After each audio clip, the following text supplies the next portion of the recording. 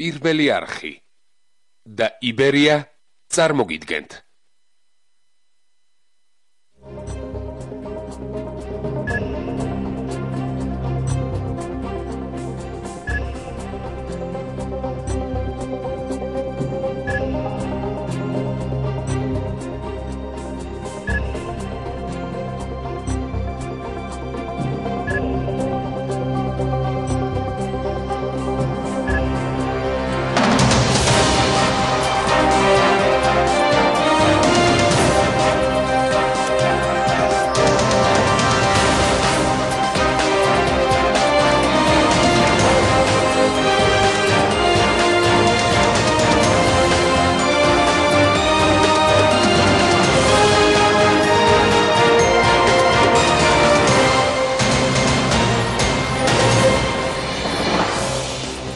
მშვიდობისა მოგესალმებით ყველას, ვინც გვიყურებს საქართველოში და საქართველოს ფარგლებს გარეთ. უკიდურესად დაძაბული კვირის ბოლოს პოლიტიკური კვირა გთავაზობთ მთავარი თემების განხილვას იმ ადამიანებთან ერთად, ვინც ჩვენს ქვეყანაში პოლიტიკურ ამინდს ქმნის, დაპირისპირებები, შეთავაზებები, აქციები, შეხლა-შემოხლა, დაპატიმრებები და ურთიერთბრალდებები. ამერიკის შეერთებული შტატები გმობს საპროტესტო აქციის მონაწილეთა მიერ პარლამენტის წევრებსა და თავმჯდომარეზე მიტანილი იერიშს. ამგვარი ქმედება ეწინააღმდეგება საპროტესტო აქციის ლიდერთა ადრინდელ განცხადებებს, რომელშიც გამოთქმული იყო მოწოდება არაძალადობრივი მოქმედებებისკენ. ხსენებულმა თავდასხმებმა ხელი შეუშალა ოფიციალური პირების საქმიანობას და გადაკვეთა ხაზი, რომელიც აზრის გამოხატვის თავისუფლებასა და კრიმინალურ ქმედებას შორის არის გავლებული.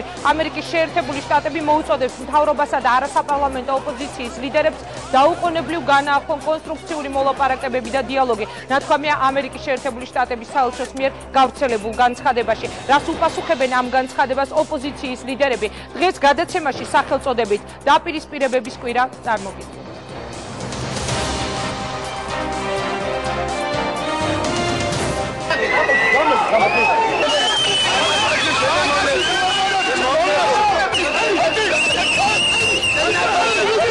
მე ვნახე რომ რაღაც პოლიტიკური ჯგუფები ქუჩაში გამოხატავდნენ ამ თემაზეას, მე ვთხოვ მათ მოვიდნენ იქ, სადაც ეს საკითხები წყდება. მხოლოდ ოპოზიციას არ შეუძლია ამ კრიზისიდან ქვეყნის გამოყვანა, ისევე როგორც ხელისუფლებას არ აქვს შესაძლებლობა პოლიტიკური კრიზისის მიხედვას. ირაკლი ალასანია საკუთარ პარტიას ქმნის, რას უპირებს პარტნიორებს, რომლებმაც იგი უკვე დაასახელეს საკუთარ საპრეზიდენტო კანდიდატად, ვინ შევა მის გუნდში და რა პოლიტიკურ პოზიციაზე იდგება. ამის შესახებ პირველ განცხადებებს ალიანსის საქართველოსთვის ლიდერი დღეს პოლიტიკურ კვირაში გააკეთებს. რატომ არ მისცეს სიტყვა 26 მაის სტადიონზე ლეიბორისტების ლიდერს, პოლიტიკოსი, რომელიც სააკაშვილის ჯერ კიდევ მაშინ ებრძოდა, როცა საქართველოს პრეზიდენტი მოქალაქეთა კავშირის ერთ-ერთი ლიდერი იყო. დიდი ხანია მას პირდაპირ ეთერში არ უსაუბრია. შალვა ნათელაშვილი სტუმრად პოლიტიკურ კვირაში. ძალიან რთულია ისაუბრო ცხოვრების და მგლების დიალოგს. დიალოგი რეჟიმთან. ეს არის წარმოუდგენელი პოლიტიკური პროცესი. მოთხარი, თვითფასონი როგორ დაუხსნა საზოგადოებას, შალო ობგაიძე რატო ბრუნდება ეხლა საქართველოს პარლამენტში, იმიტომ რომ შენი თუ შენი ოჯახის რომელიმე წევრის მეგობარია? რაც მეტ ადამიანის დაშინებას შეეცდებიან, მით უფრო მალე დამთავრდება ეს რეჟიმი. რაც უფრო შეეცდებიან, რომ შეურაცხყოფა მოგვაყენონ, მით უფრო საკადრის პასუხს მიიღებენ. რას უპასუხებს საქართველოს პრეზიდენტს ნინო ბურჯანაძე? ხელისუფლება აცხადებს, რომ იგი კრიმინალური წარმოშობის რუსული ფულით საკუთარ მეუღლესთან ერთად ზონდერ ბრიგადებს ქმნის და ქვეყანაში სამოქალაქო დაპირისპირების სცენარს ამზადებს. პასუხები პარლამენტის ყოფილი თავმჯდომარისგან ნინო ბურჯანაძის პოლიტიკური კვირა. ჭუბი უნდათ მიიღებენ, ბრძოლა უნდათ მიიღებენ, კვერცხი უნდათ მიიღებენ, სხვანაირად არ გამოვა. ხობეზე ნუკი მიძვრება, გვეუბნებით ახლა გიხსნით გარეთ, შემოდი და დაჭერ. და შენ მიიღე ამაში მონაწილეობა. აქვს თუ არა ხელისუფლებას შესაბამისი მტკიცებულება იმის დასადასტურებლად, რომ ქვეყანაში კრიმინალური წარმოშობის ფულით არეულობა მზადდება, რატომ აირჩია სააკაშვილის გუნდმა მთავარ სამიზნედ ყოფილი თანაგუნდელები და ელიან თუ არა, რომ პრეზიდენტის შეთავაზებას რომელიმე არასაპარლამენტო ოპოზიციური პარტია მიიღებს. საპარლამენტო უმრავლესობის ლიდერი პეტრე ცისკარიშვილი პირველ არხზე პოლიტიკურ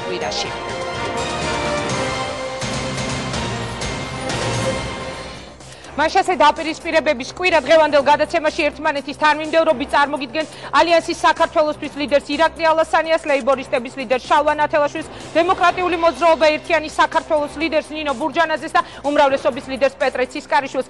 აქვს თუ არა მტკიცებულებები ხელისუფლებას ბურჯანაძის წინააღმდეგ მის კრიმინალურ ფულთან კავშირში, ამაზე გადაცემის მეორე ნაწილში, მანამდე კი მძიმე პოლიტიკური კვირის ბოლოს სტუდიაში ვთხოვ ჩვენი გადაცემის პირველ სტუმარს ირაკლი ალასანიას. იგი დღეს პირველად ისაუბრებს საკუთარი პარტიის შესახებ.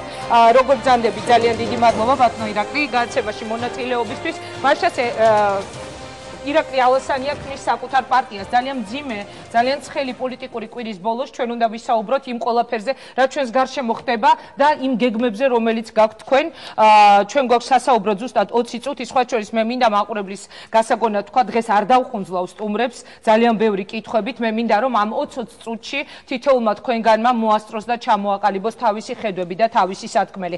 დავიწყოთ პირველ რიგში, მე მინდა თქვენგან მოვისმინო შეფასება ბატონო ირაკლი მთელი კვირის განმავლობაში განვითარებული მოვლენებისა. შეგახსენებთ ამერიკის შეერთებული შტატების საელჩოს მიერ გავრცელებულ განცხადებას, რომელიც დღეს გახდა ცნობილი. რა სიტყვის ირაკლი ალასანია, როგორ აფასებთ იმ ყველაფერს, რაც ხდებოდა ჩვენს გარშემო?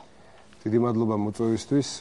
დავიწყოთ იმ საკითხით, რაც თქვენ გაინტერესებთ. ორი დღის წინ პარლამენტის წინ მომხდარი ინციდენტი მართლაც ადეკვატურ შეფასებას საჭიროებს ყველა პოლიტიკური ძალისგან. თავად ის ახალგაზრდები, რომლებიც იქ იყვნენ მისული, არ შეიძლება აღვიქვათ როგორც ის პიროვნებები, ვისთვისაც აქამდე მონაწილეობა ამ პოლიტიკურ პროცესებში და განსაკუთრებით ბოლო 2 თვის განმავლობაში არ იყო უთქმნეული. ეს ის ახალგაზრდები არიან, ვის მეგობრებებსაც იჭერდნენ და დღესაც აგრძელებენ დაჭერას. მათი თავდასხმები დღესაც გრძელდება.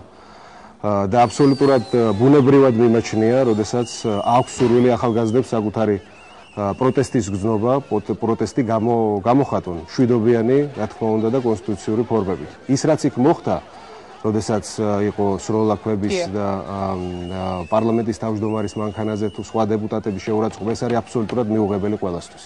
ის ფორმები რა ფორმებიც ნახეთ აქციაზე? მე შეხვედრაც მქონდა რაღაც ნაწილთან იმ ახალგაზრდული ჯგუფის ასევე ზოგადად შეფასება შეიძლება იყოს მხოლოდ და მხოლოდ ერთი. ეს ფორმა პროტესტის გამოხატვის შეურაცხყოფა ადამიანების პიროვნული არის მიუღებელი და აღარ უნდა განმეორდეს. მაგრამ არ უნდა დაგვავიწყდეს თუ რა კონტექსტში ხდება ეს ყველაფერი ქვეყანაში, როდესაც ესეთი მძიმე პოლიტიკური ვითარებაა. რა თქმა უნდა, ხელისუფლების მხრიდანაც უნდა იყოს ძალიან ფრთხილი და მოზობელი პოლიტიკა გატარებული და ის რაც დღეს ხდება, განურჩევლად. იმის და მიუხედავად იყო თუ არა ეს ახალგაზრდა იქ იმ წუთას და არის თუ არა მტკიცებულებები მათ წინააღმდეგ, ხდება დარბევა ამ ახალგაზრდების, დიდი ჯგუფი დადის და ეძებს, სიებია შედგენილი, ეს მხოლოდ და მხოლოდ გაართულებს ისედაც. სიებია შედგენილი მათ დასაპატიმრებლად. დიახ, ეს ნამდვილად თვითონაც დაკავებულებაც, ვისაც მოახერხა შემდეგ უკვე გათავისუფლება. ძალიან კონკრეტულად მოგვიყვრენ რა ვითარებაში როგორ ხდებოდა მათი დაკავება. თუმცა ერთადერთი გამოსავალი კიდევ ერთხელ ვიმეორებ არის ის, რომ ყველა პოლიტიკურმა ძალამ, პასუხისმგებლობის მქონე პოლიტიკურმა ძალამ შეაფასოს ძალიან სწორად მომხდარი, ეს არის ის საფრთხე, რომელიც ყოველდღე იზრდება და ამ საფრთხეს ერთადერთი, რითიც შეგვიძლია ჩვენ დაუპირისპირდეთ, არის გავაგრძელოთ ის მოლაპარაკების პროცესი, რომელიც დაწყებული იყო აქამდე, მიუხედავად იმისა, რომ შედეგები კონკრეტული დღესდღეობით ამ რამდენიმე შეხვედრამ არ მოიტანა, გავაგრძელოთ პოლიტიკური ბრძოლის მეთოდით და არა მხოლოდ ქუჩის პერმანენტული აქციებით ჩვენი პოლიტიკური საქმიანობა და ეს არის სწორად იმ გადაწყვეტილების ერთ-ერთი საფუძველი, რაც მიიღო ჩემმა პოლიტიკურმა გუნდმა, რომ ჩამოაყალიბოს ახალი პოლიტიკური პარტია, რის შესახებაც შემდეგ უკვე მოგვეცემა საშუალება რომ ვილაპარაკოთ. ეს არის პარტია, რომლის სახელი იქნება ჩვენი საქართველო თავისუფალი დემოკრატები. ანუ ეს უკვე ოფიციალურად გადაწყვეტილია ჩვენი საქართველო თავისუფალი დემოკრატები. ჩვენი საქართველო, იმიტომ რომ ყველა მოქალაქე თანამონაწილე უნდა გახდეს ჩვენი ქვეყნის ამხშენებლობის.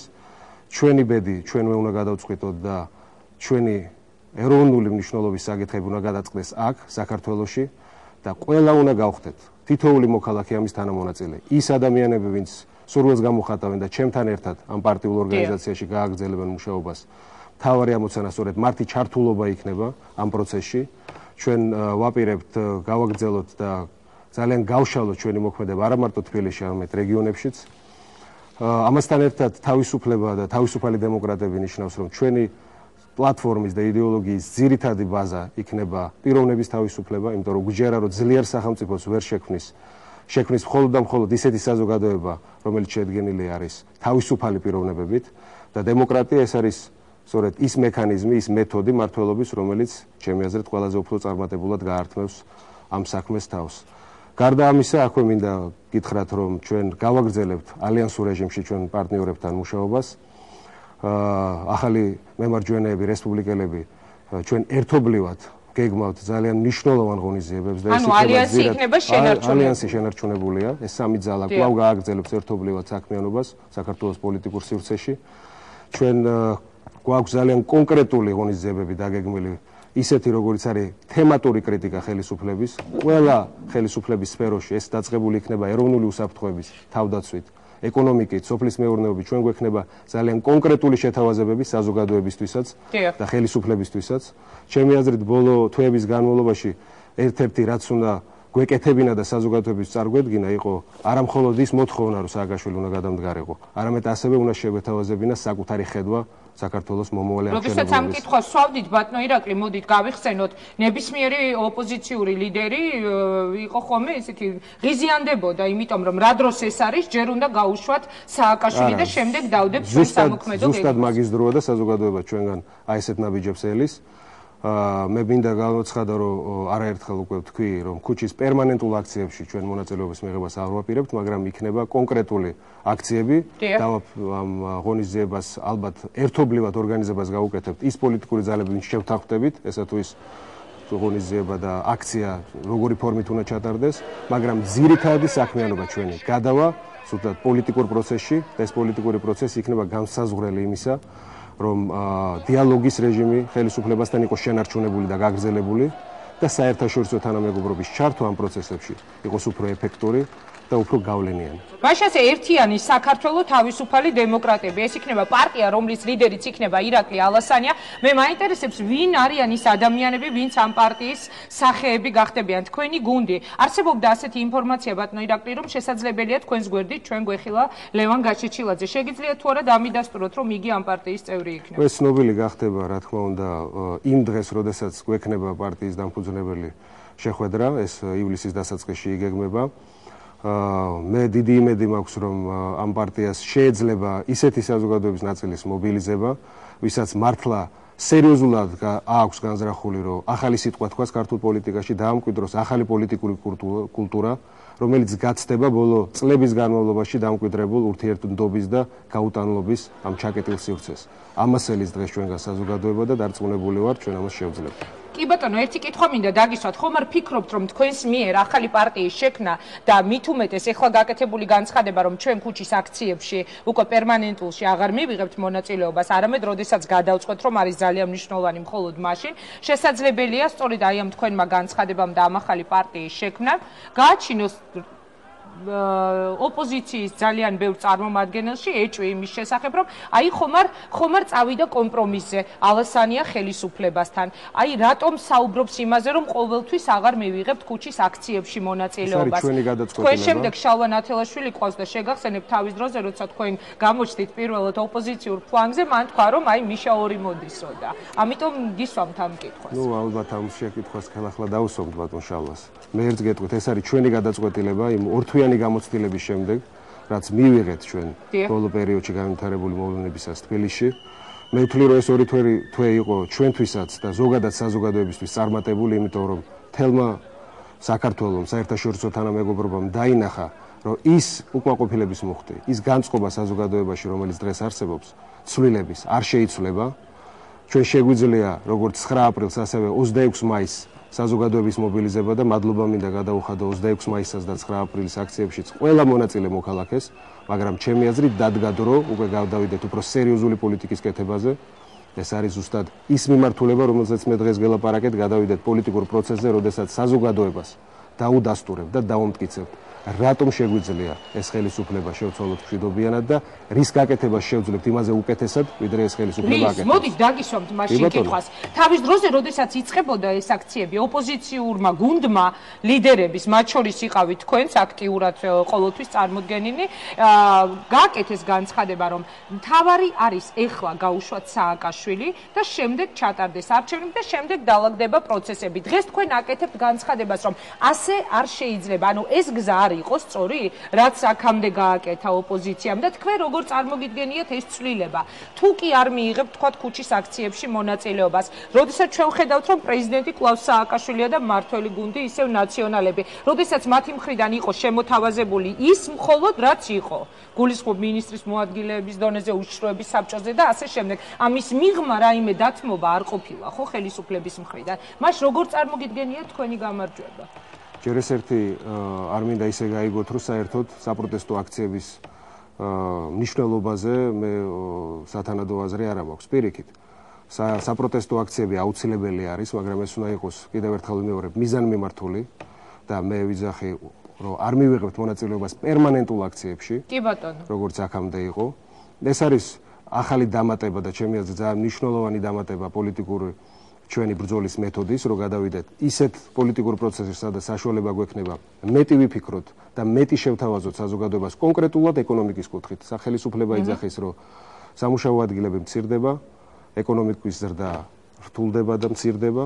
რას გააკეთებ, რა უნდა გააკეთოს ხელისუფლებამ დღეს, რომ შეიმუშაოს ისეთი ეკონომიკური პროექტი, პროგრამა, რომელიც რეალურად შეძლებს, რომ შეაჩეროს ესეთი ეკონომიკის ამგვარი ვარდნა, რატო უნდა იყოს ბიზნესზე ზეწოლა მოხსნილი და რატო უნდა მივცეთ მათ საშუალება განვითარდნენ ისე, რომ არ იქნება ჩარევა ხელისუფლების მხრიდან ბიზნესში. აქ არის კონკრეტული პროექტები, რომელიც უკვე პრაქტიკულად ჩვენ ალიანსურ რეჟიმში მომზადებული გვაქვს ეკონომიკის კუთხით, განათლების კუთხით. ასევე თავდაცვის უნარიანობა როგორ უნდა იყოს განმტკიცებული ისე, რომ მოახერხოთ თავდაცვა ჩვენი ოკუპირებული ტერიტორიებიდან არსებული რუსეთის საფრთხის კუთხით და ასევე შევქმნათ ახლიდან ისეთი ჯარი, რომელიც და ისეთი შეერაღებული ძალები, რომელსაც საშუალება ექნება დაიცვას საქართველოს ამ ურთულეს გეოპოლიტიკურ ვითარებაში, როგორ უნდა დავიცვათ ჩვენი ტერიტორიული მთლიანობის საკითხი გაეროში, სხვა საერთაშორისო ორგანიზაციებში და ამაზე გვექნება მუდმივი საუბარი საზოგადოებასთან. კი, მაგრამ თქვენი პარტნიორები თუ კი ამბობენ, ბატონო ირაკლი, იგივე ვთქვათ ახალი მემარჯვენეები, რომლებიც ძალიან რადიკალურები იყვნენ, ხომ, ამ აქციებისას მე შეგახსენებთ იგივე რკინიგზის გადაკეტვისას, ვთქვათ, ფიქრია ჩიხრაძე შემდეგ ხუმრობდა, რომ მე მითხრა, რომ თურმე არასოდეს უნდა თქვა არასოდესო, იმიტომ რომ როდესაც გადავხედეო იქ რკინიგზასთან მისულ ოპოზიციონერებს ძირითადად იყვნენ წარმოდგენილი სწორედ ახალი მემარჯვენეებიო. თუ კი ისინი ამბობენ, რომ ჯერჯერობით ეს ადამიანი უნდა გაუშვათ პოსტიდან და შემდეგ უნდა ვიფიქროთ ამ თემებზე, რომ ყოველგვარი დებატები, რაღაც სხვადასხვა თემატური დებატები ხელისუფლებასთან არის ახლა წამგებიანი. მას რა გამოდის, რომ თქვენი მოსაზრებები ეწინააღმდეგება თქვენი პარტნიორების პოზიციას? ეს ერთი რკინიგზის თემას რო დაუბრუნდეთ, ის იყო ჩემი აზრით მართლა ერთადერთი სწორი გადაწყვეტილება იმ მომენტში, როდესაც ხალხი აღელვებული იყო, რომ გაგვენეიტრალებინა ის ვითარება, ის მუხტი, რომელიც არსებობდა საზოგადოებაში და დათო გამყრელიძემ მაშინ ძალიან სწორი გადაწყვეტილება მიიღო. რაც შეეხება წინააღმდეგობას, არანაირი წინააღმდეგობა არ არის ჩვენ შორის. მე პირდაპირ შემიძლია გითხრათ, რომ ის ფორმა ბრძოლის მეთოდების, რომელიც აქამდე გვქონდა, შესაძლებელია. ეს არის ჩემი რმარწმენა. როგორ? ეს არის შესაძლებელი. უნდა გადავიდეთ პოლიტიკური ბრძოლის ისეთ ფორმებზე, როდესაც საზოგადოებასთან და ხელისუფლებასთან გვექნება შესაძლებლობა ჩვენი პოლიტიკური პლატფორმით ვიბრძოლოთ. ანუ შევთავაზოთ სიახლე ყველა დარგში ხელისუფლების განვითარების.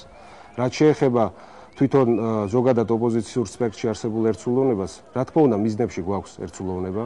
მეც თავარ ამოცანად მიმაჩნია, რომ პროცესი მივიყვანოთ იქამდე, რომ ჩატარდეს თავისუფალი, ვადამდელი არჩევნები. დიახ. საარჩევნო გარემოს შეცვლა, რომელზეც დღეს არის საუბარი, ეს არის უმნიშვნელოვანესი, რაზეც ვიქნებით კონცენტრირებული. როგორ უნდა შეიცვალოს კოდექსი, როგორ უნდა მოხდეს პოლიციის დისტანცირება საარჩევნო და სხვა პოლიტიკური პროცესებიდან. როგორ უნდა დავიცვათ თითოეული ჩვენი ხმა, როდესაც დადგება არჩევნების დრო. ასევე მედიის თავისუფლება.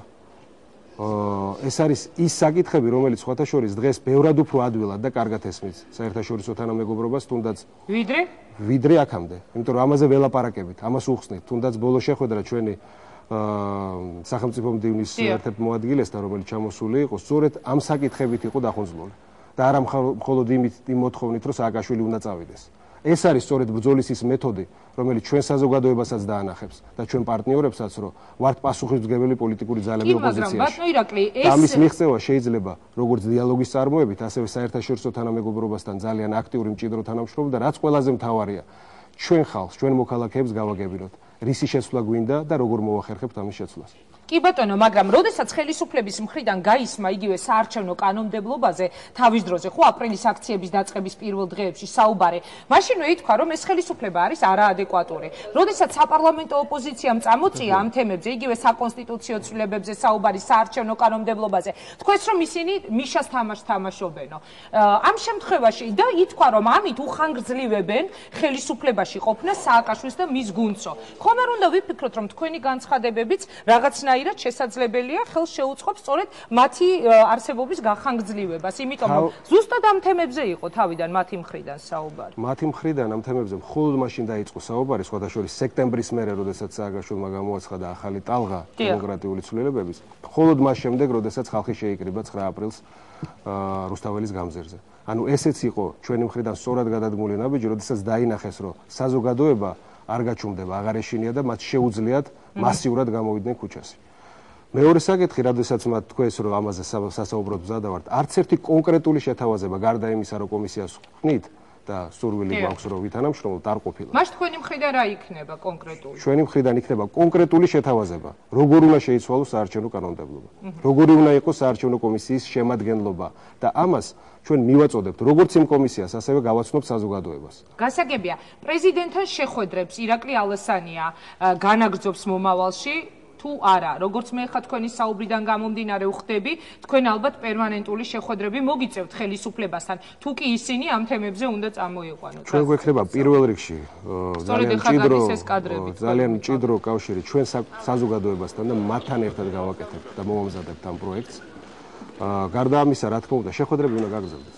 შეხვედრებს ალტერნატივა არ გააჩნია. ოპოზიციაში ბევრს არ მოსწონს ეს შეხვედრები. იგივე ლევან გაჩეჩილაძეზე თქვენს რომ მას არ ქონდაო მაინც ჩვენგან მანდატი მინიჭებული. ვისაც ჯერა და ვისაც სწორად მიაჩნია, ის გამოგვყვება და ის ჩვენთან ერთად დადგება ამ გზაზე. ვისაც არ მიაჩნია, ის სხვა გზით წავა. აქედან გამომდინარე, ეს არის ყველა პოლიტიკური ძალის არჩევანი. ჩვენი არჩევანი არის ეს და საზოგადოების ის ნაწილი, რომელიც გვერდში დაგვიდგება, ჩემი აზრით, ძალიან სწორს გააკეთებს. იმიტომ რომ ალტერნატივა დიალოგს არ გააჩნია არასდროს და მე ამას გეუბნებით საკუთარი გამოცდილებით. როდესაც დავიწყე აფხაზურ მხარესთან მოლაპარაკებები და იმაზე უფრო მეტი სკეპტიკური მიდგომა მქონდა, ვიდრე დღეს აქვს ოპოზიციის ლიდერებს ხელისუფლებასთან შეხვედრა, დავინახე, რომ დიალოგში ყოველთვის შეიძლება გამოსავლის პოვნა.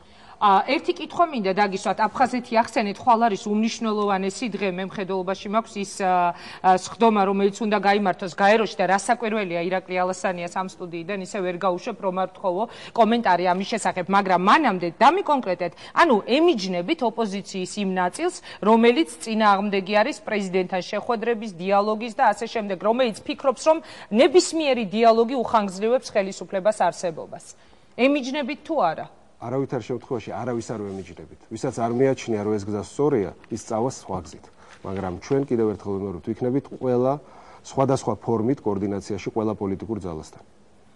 კარგით, ბატონო ირაკლი, მე მინდა დაგისვათ შეკითხვა, პრინციპში წეგან უკვე დავსვი. ოპოზიციის ერთ-ერთი მთავარი ბრალდება, რომელიც ამ ბოლო დღეებში ჩვენ მოვისმინეთ, ეს იყო სწორედ პან კი მუნის მოხსენებასთან დაკავშირებით, კახალომაიას განცხადებები და ასე შემდეგ. მითხარით, რას ელით თქვენ ამ სხდომიდან, რა რეზოლუცია, რა იქნება და საერთოდ ჩვენი ხელისუფლების პოლიტიკაზე რა სიტყვით გაეროსთან მიმართებაში?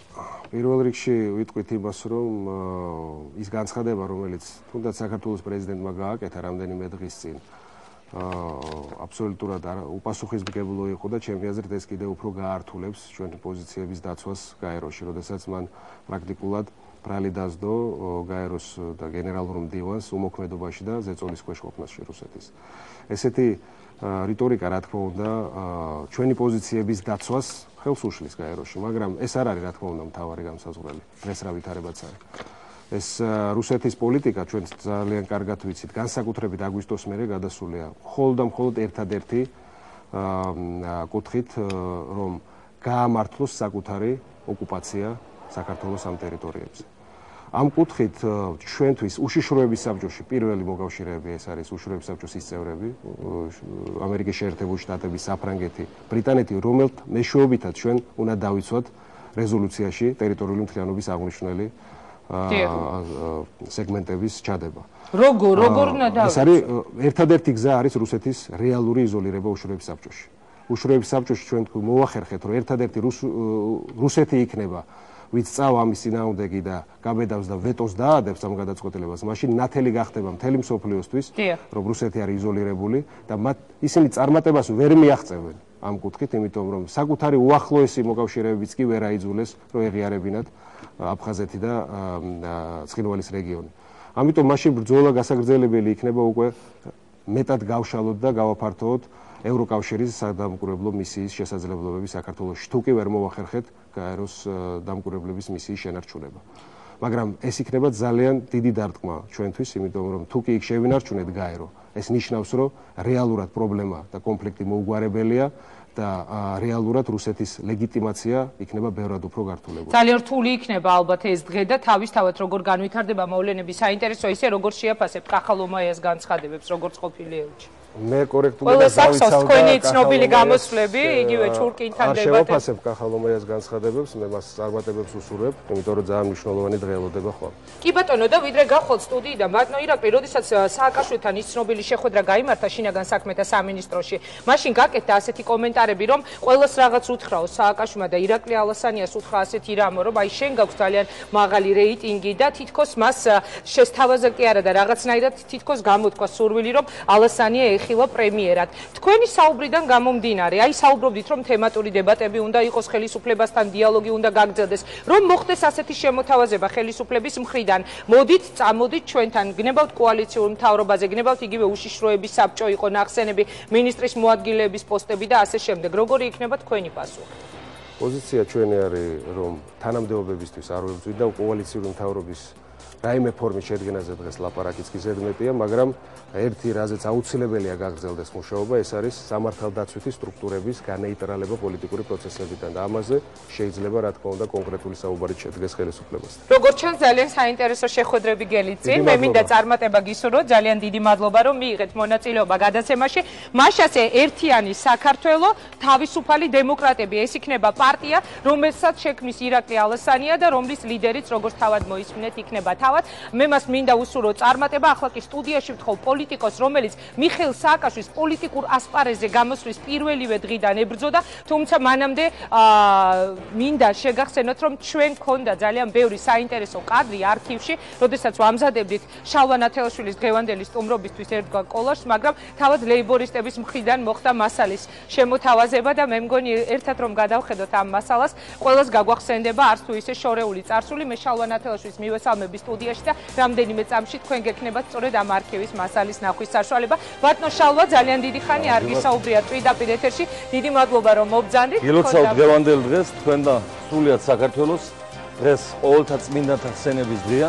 ყველა თქვენი ანგელოზი ლოცულობთ ერთობლივად საქართველოსზე და ღვთისმშობლის სიყვარულით ქვეყანა ალბათ ამ ერთობლივ ლოცვით გადაგვხდა. ძალიან დიდი მადლობა, გთხოვ დაიკავოთ თქვენი ადგილი. მაშასე ვიდრე მე დაგისვამთ პირველ შეკითხვას ცხელი და დაძაბული პოლიტიკური კვირის ბოლოს, მე მინდა შევთავაზოთ ჩვენს მაყურებელს სწორედ ამონარიდი ერთ-ერთი თქვენი სატელევიზიო გამოსვლიდან, უფრო სწორედ ვიტყვი, ეს იყო დებატები მიხეილ სააკაშვილთან, რომელიც ეკახოფერიას ეთერში შედგა და როდესაც ჩვენ ვთხოვეთ რაღაც მასალები ლეიბორისტებს, მათ მოგვაწოდეს სწორედ ეს ჩანაწერი. დაწყებამდე თუ შეიძლება ორივე სიტყვით ამ მასალის ამოწევისათვის მოგახსენებთ უდიდეს მადლობას. ჩვენი საზოგადოების დიდ ნაწილს ახსოვს აღნიშნული დებატი, სადაც მიხეილ სააკაშვილმა სამარცხვინოდ წააგო და ისეთი გაიქცა სტუდიიდან, რომ ლიფტს აღარ დაელოდა, მე-17 სართულზე იყო რუსთავი 2 და მას შემდეგ მე მინდა მოგახსენოთ, რომ სააკაშვილი გარბის არა მარტო ჩემგან და დებატებში არ მიჯდება არასოდეს, არამედ საკუთარი ხალხისგან დაახლოებით თუ გავიხსენებთ ფრიდმანის თეორიას დიდი აფეთქების შესახებ, მოგეხსენებათ ფრიდმანმა დაასაბუთა, რომ სამყარო თავდაპირველად იყო მოთავსებული მუხუდოს მარცვალში, მარცვალის შემდგომ აფეთქდა, დაიწყო ნივთიერებათა გატყორცნა და დღეს ჩვენ ვიმყოფებით გატყორცნის სტადიაში, ხოლო სააკაშვილი სუპერ გატყორცნის სტადიაშია თავისი ქვეყნიდან, თავისი ხალხიდან და მე კიდევ ერთხელ მოუწოდებ მას, ბატონო მიხეილ, გავიხსენოთ ჩვენი ძველი დებატები, კიდევ ერთხელ დავждეთ სატელევიზიო დიალოგში, იქ დაცული ეთიკის ყველა ნორმა და თქვენ ამას კიდევ ერთხელ ნახავთ და მე დარწმუნებული ვარ თქვენ წააგებთ ამ დებატებს და მიხვალთ იმ დასკვნამდე, რომ აუცილებელია დავტოვოთ პრეზიდენტის პოსტი მშვიდობიანად და ამით მაინც შეხვიდეთ ისტორიაში, რომ ხელისუფლების გამო თქვენ არ გადაიყოლეთ ქვეყანა რისი პერსპექტივებით სამწუხაროდ რეალურად გამოკვეთილი. კარგი, ჩვენ შევეცადეთ რომ მოკლე ვარიანტი რაღაც 2 წუთში ჩაგვეტია, ძალიან საინტერესო გამოსვლები, მაშასე ცნობილი კადრები, ეკა ხოფერიას ასევე ძალიან ცნობილი გადაცემიდან. ანტა ჯიშიამ სხალს არასოდეს არ მოიპავს. ამიტომ ამბობ რომ შევარდნაძის სისტემაში გამოსდილი პოლიტიკოსები, პოლიტიკური პარტიები და ლიდერები იქნებიან პატარა შევარდნაძეები ყოველთვის. მათთვის სტილი იქნება, როცა ესენი მოვლენ ხელისუფლებაში და თუ მოვლენ რომ ერთმან უკნას, იგივე შევარდნაძის სტილი. ხოთ მომცეთ, ეხლა 5 წუთი რომ განმარტოთ შეიძლება. ასე ახლა რო ჩამოთვალო მე, თქვენი ოქროსი მილიონერია, EIS-თან კონტრაქტი რო გააფორმა, აიღო 300,000 იმ კონტრაქტზე, რომელსაც ახლა ვანგრევთ. ბატონო, მოდით. და ქვეყანა რო გაიყიდა ფაქტობრივად. და აღარ მინდა ახლა ბექაურზე ვთქვა, რომელიც ფლობს ლილო აეროპორტის სამარშრუტო ხაზებზე. აღარ მინდა ახლა ყობაზე ვთქვა, რომელიც აგერ აქ არის, რომელმაც 300,000 ლარი წინა ქალაქის საკრებულოდან წამოიღო ქალაქის ადვოკატის ინსტიტუტისათვის და ამ დროს ქალაქის ადვოკატი უფასოდ არავის არ ღირსებია. ხალხი ჩემი პარტიიდან წავიდა, გავრიცხე იმის გამო, რომ იყვნენ წინააღმდეგი, შენ ყოფილიყავი საკრებულოს თავმჯდომარე. მე შენ შემოგწირე ეს ხალხი. შენ კიდე აიღე, ფარველობის კალთა გადააფარე, პარტიაში მიიღე, მაღალ თანამდებობებზე დააწინაურე და პრესკონფერენციებს უწყობდა ჩემ ოჯახს ალანძღებს. შალვა დღეს ჩემი ამომრჩევლებისთვის, ყოველი თბილისელებისთვის, დღევანდელი დღინა სატელეფონო გადასახადი იმატებს ორჯერ. და ამას უმატებს ის ფირმა, რომელიც არის ფლობელობაში შენი პარტიის მოადგილის, მეორე კაცის და ლიდერის ლეიბორისტული პარტიის ფრიდონ ინჯიას. მოდით, ნუ დავიდე ის იყო თქვენი მინისტრი. აი ხა ეს არ არის დემაგოგია. მეუბნები დღეს რატო გაგვიძვერეთ? ვერ დამიდგება მიშა გვერდით, იმიტომ რომ მიშა იმდენად არის დავალებული ამერიკის ზოგიერთ ინსტიტუტთან, სოროსთან, ისა აქვე ევრაზიის ფონდთან, ებერტის ფონდთან, ვესტმინსტერის ფონდთან, ჰქონდათ მათ საქმიანი ფინანსური ურთიერთობები, რომ მიშას გულით და სულით რო უნდოდეს ამის გაკეთება ვერ იზავს. ერთი ოპოზიცია რომელიც უპირისპირდება მეორეს, ეს არის ყველაზე საუკეთესო საჩუქარი უნარო კორუმპირებული მთავრობისთვის, რომელსაც არანაირი პერსპექტივა არ აქვს, რომ თვითონ მოიგოს არჩევნები. ბატონო შალვა, შეუსწავლია ჩვენი პროგრამის ზედმიწევის კარ. აი ლაპარაკეთ, ჩვენი პროგრამა იყო. აგერ ბატონო, ხელშეკრულება თბილისთან გაჩუქებთ ერთ ეგზემპლარს. იმიტომ რომ ჩვენი პროგრამიდან გარდნოტებით და დაარიგეთ ხელშეკრულებას. მაშასე ეს იყო ძალიან ცნობილი კადრები, იმ დროს მიხეილ სააკაშვილიც და შალვა ნათელაშვილიც იყავით, ორივენი იყავით ოპოზიციის ლიდერები. ბატონო შალვა, კიდევ ერთხელ მინდა გადაგიხადოთ, ძალიან დიდი მადლობა მობრძანებისთვის. მე მინდა მოვისმინოთ თქვენგან პირველ რიგში იმ კვირის შეფასება, რომელიც ეხლა დასრულდა. უმძიმესი პოლიტიკური კვირა, დაპირისპირებები, დაპატიმრებები, შეხლა შემოხლი და ასე შემდეგ. როგორ აფასებთ ამ ყველაფერს, რაც ჩვენს გარშემო განვითარდა ამ დღეებში? მე მინდა თქვენ შემოგწიროთ ინგა უდიდესი მადლობა იმ რისკისთვის, რაც აი ამ წამს გასწიეთ და აღნიშნული კადრები აჩვენეთ. რატო, რამე განსაკუთრებული რისკია ამის ჩვენი? ვთვლით რომ განსაკუთრებული რისკია, შეიძლება გადაცემა დაგიხურონ ამის გამო, რადგან ამ წლების კარგის გეყობათ. ეხლა გეყობათ. რადგან ამ გაფრთხილებთ უკვე მესამე ხდება. უკვე ვიღებ პასუხისგებლობას ჩვენ თავზე ვიღებ, მე უკვე ეს თუ რაღაცა მოხდა ამის შემდეგ და პირდები სააკაშვილს რომ ნამდვილად გამოვიდა რეზიდენციიდან ამ გადაცემას რამე რო დაემართოს. საკუთარი ხელით ამჯერად. კარგი. და 10-მა ტელევიზიამ ამ წლების განმავლობაში ეს დებატი არ აჩვენა. განმეორებით აღარ აჩვენეს, იმიტომ რომ წამგებიანი იყო ახლა აქ პირში ვეუბნებით მიხეილ სააკაშვილის იმ სათქმელს, რასაც შემდგომში მას უფრო მწვავედ და უფრო რიხიანად ეუბნებიან საკუთარი თანამებრძოლები, მარჯვენა ხელი, მარცხენა ხელი, მეორე პირი, მესამე პირი, ანუ ისინი ხო ხედავდნენ შიგნით რა ხდებოდა აი ამ სამეფო კარზე, მის ყოფილ თანაგუნდელებზე, ვის დღეს ოფიციალს და მოქმედზეც. ახლა მოქმედი თანაგუნდელი ამან ვინმე რო გააგდოს, როდესაც პოლიტიკური ძალა, გუნდი, მთავრობა თუ პარტია იდეური თანამოაზრეობის პრინციპით არ არის შეყრილი და შეკრებილი, იქ აუცილებლად არის ჩასაფრების პოლიტიკა და ნადავლის გაყოფის სტრატეგია წამყვანი. თუ ნადავლის გაყოფის პროცესში რაიმე ტორტის ან ტკბილი ნაჭერი დააკლდა რომელიმეს, ან არ დაუკმაყოფილეს ინტერესი, ან მისი კაცი არ დანიშნავს გუბერნატორად თუ მინისტრად თუ ელჩად თუ მოტეხეს მილიონიანი უცხოური კრედიტებიდან და გრანტებიდან, რომელიც დღემდე შემოდის და ეს რომ მოხმარებოდა პატარა ნაწილი სრულიად საქართველოს დღეს ჩვენ სხვანაირად ვიცხოვრობდით, აი თუ ვინმეს რამე დააკლდა, დღეს იქ დარჩენილ გუნდში მე არ ვამბობ წამოსულებზე, ბოდის მოგიხდით, მე მათ არ ვგმობ, ვთვლი რომ მათ უფრო ადრე უნდა გაეკეთებინათ ეს, მაგრამ ჯობს გვიან ვიდრე არასდროს, მაგრამ რა თქმა უნდა, მათ არ შეიძლება ჰქონდეთ ძალიან დიდი პრეტენზიები ხელისუფლებაში ლიდერად მეორედ მობრუნებაზე. რატომ? იმიტომ რომ ერთხელ ოდესაც იყვნენ ლიდერები და ლიდერის მოადგილეები, ქვეყანა მივიდა აი ამ დონეზე და მათ უნდა აგონ პასუხი იმ გაგებით, რომ უნდა ებრძოლონ რეჟიმს, დახარჯონ რესურსები სულიერი მატერიალური ბოლომდე, იდგნენ ხალხის გვერდით და ჩვენ ამას მივესალმებით, მაგრამ ლიდერობაზე პრეტენზიები მათ აღარ უნდა ჰქონდეთ წმინდა მორალური კრიტერიუმებით, რადგანაც ინგა თუ ექიმად დაუშვა შეცდომა, ამას როგორც წესი მოსდევს ავადმყოფის სიკვდილი. პოლიტიკოსის მიერ დაშვებულ შეცდომას მოსდევს ქვეყნის სიკვდილი, დაშლა, განადგურება, დანგრევა, ტერიტორიების დაკარგვა, საყოველთაო შიმშილი, სიღატაკე, უიმედობა. ამიტომ ექიმის და პოლიტიკოსის მიერ დაშვებული შეცდომები სრულყოფილ რეაბილიტაციას და ამინისტიას არ ექვემდებარება. კი, ბატონო შალვა, მაგრამ ეს ადამიანები ამბობენ იგივე ქალბატონი ნინო ბურჯანიძე, რომელიც შემდეგ იქნება ჩვენი სტუმარი, იგივე სხვა, ვთქვათ, ირაკლი ალასანიასგან მოვისმინეთ ასეთი განცხადება ზურაბ ნოღაიდელისგან, რომ მათ გადაწყვიტეს პოლიტიკაში როგორც ოპოზიცია წასულიყვნენ მას შემდეგ, რაც ქვეყანაში მოხდა აგვისტოს ომი. ანუ როცა თქვენ ამბობთ, რომ ვიღაცას არ აქვს იმისი უფლება, რომ კონდეს პრეტენზია ლიდერობაზე, თუ კი მანამდე არ იყო მომხდარი ეს ომი, ამ ადამიანებმა მათი განცხადებების მიხედვით მიიღეს ასეთი გადაწყვეტილება, როგორც თავადამხმარე. მე არ მინდა რომ დღევანდელი თქვენი ასეთი რეიტინგული გადაცემა, რომელსაც მოუთმენლად ელოდება საქართველოს და გარე სამყარო, ხას უსვავ ახლა მთელი კანადიდან ახალ ზელანდიამდე ტელევიზიასთანაა მიმჯდარი სრულიად საქართველოს. გადავაქციო შიდა ოპოზიციური გარჩევების არენად, ეს არ არის დროული, არ იქნება სწორი. კი ბატონო, მაგრამ თქვენ მაინც მოგიწევთ პასუხისგაცემა, ჩემს თუნდაც იცით რა კითხვაზე? რატომ არ მისცეს შალვა ნათელაშვილს სიტყვა? იგივე 26 მაისს მე სხვა ჩვენს ეხაც გავიმეორებ პირდაპირ ეთერში ვთქვი, ჩემთვის როგორც მოქალაქისთვის იყო ძალიან არასასიამოვნო ფაქტი, იმიტომ რომ შალვა ნათელაშვილი, რომელიც ამდენი ხნის პოლიტიკური ლიდერია, ისე გაუშვეს იმ სტადიონიდან ტაშით, როცა შეეგება მას ხალხი ამის შემდეგ, რომ მას არ მისცეს სიტყვა. რატომ? ინგა დავიწყოთ იქიდან, რომ 26 მაისი შეიძლება ადამიანი დაიბადოს 10 ჯერ ან 100 ჯერ და ნახოს მხოლოდ ერთხელ. ის 26 მაისი, რომელიც სტადიონზე იდგა.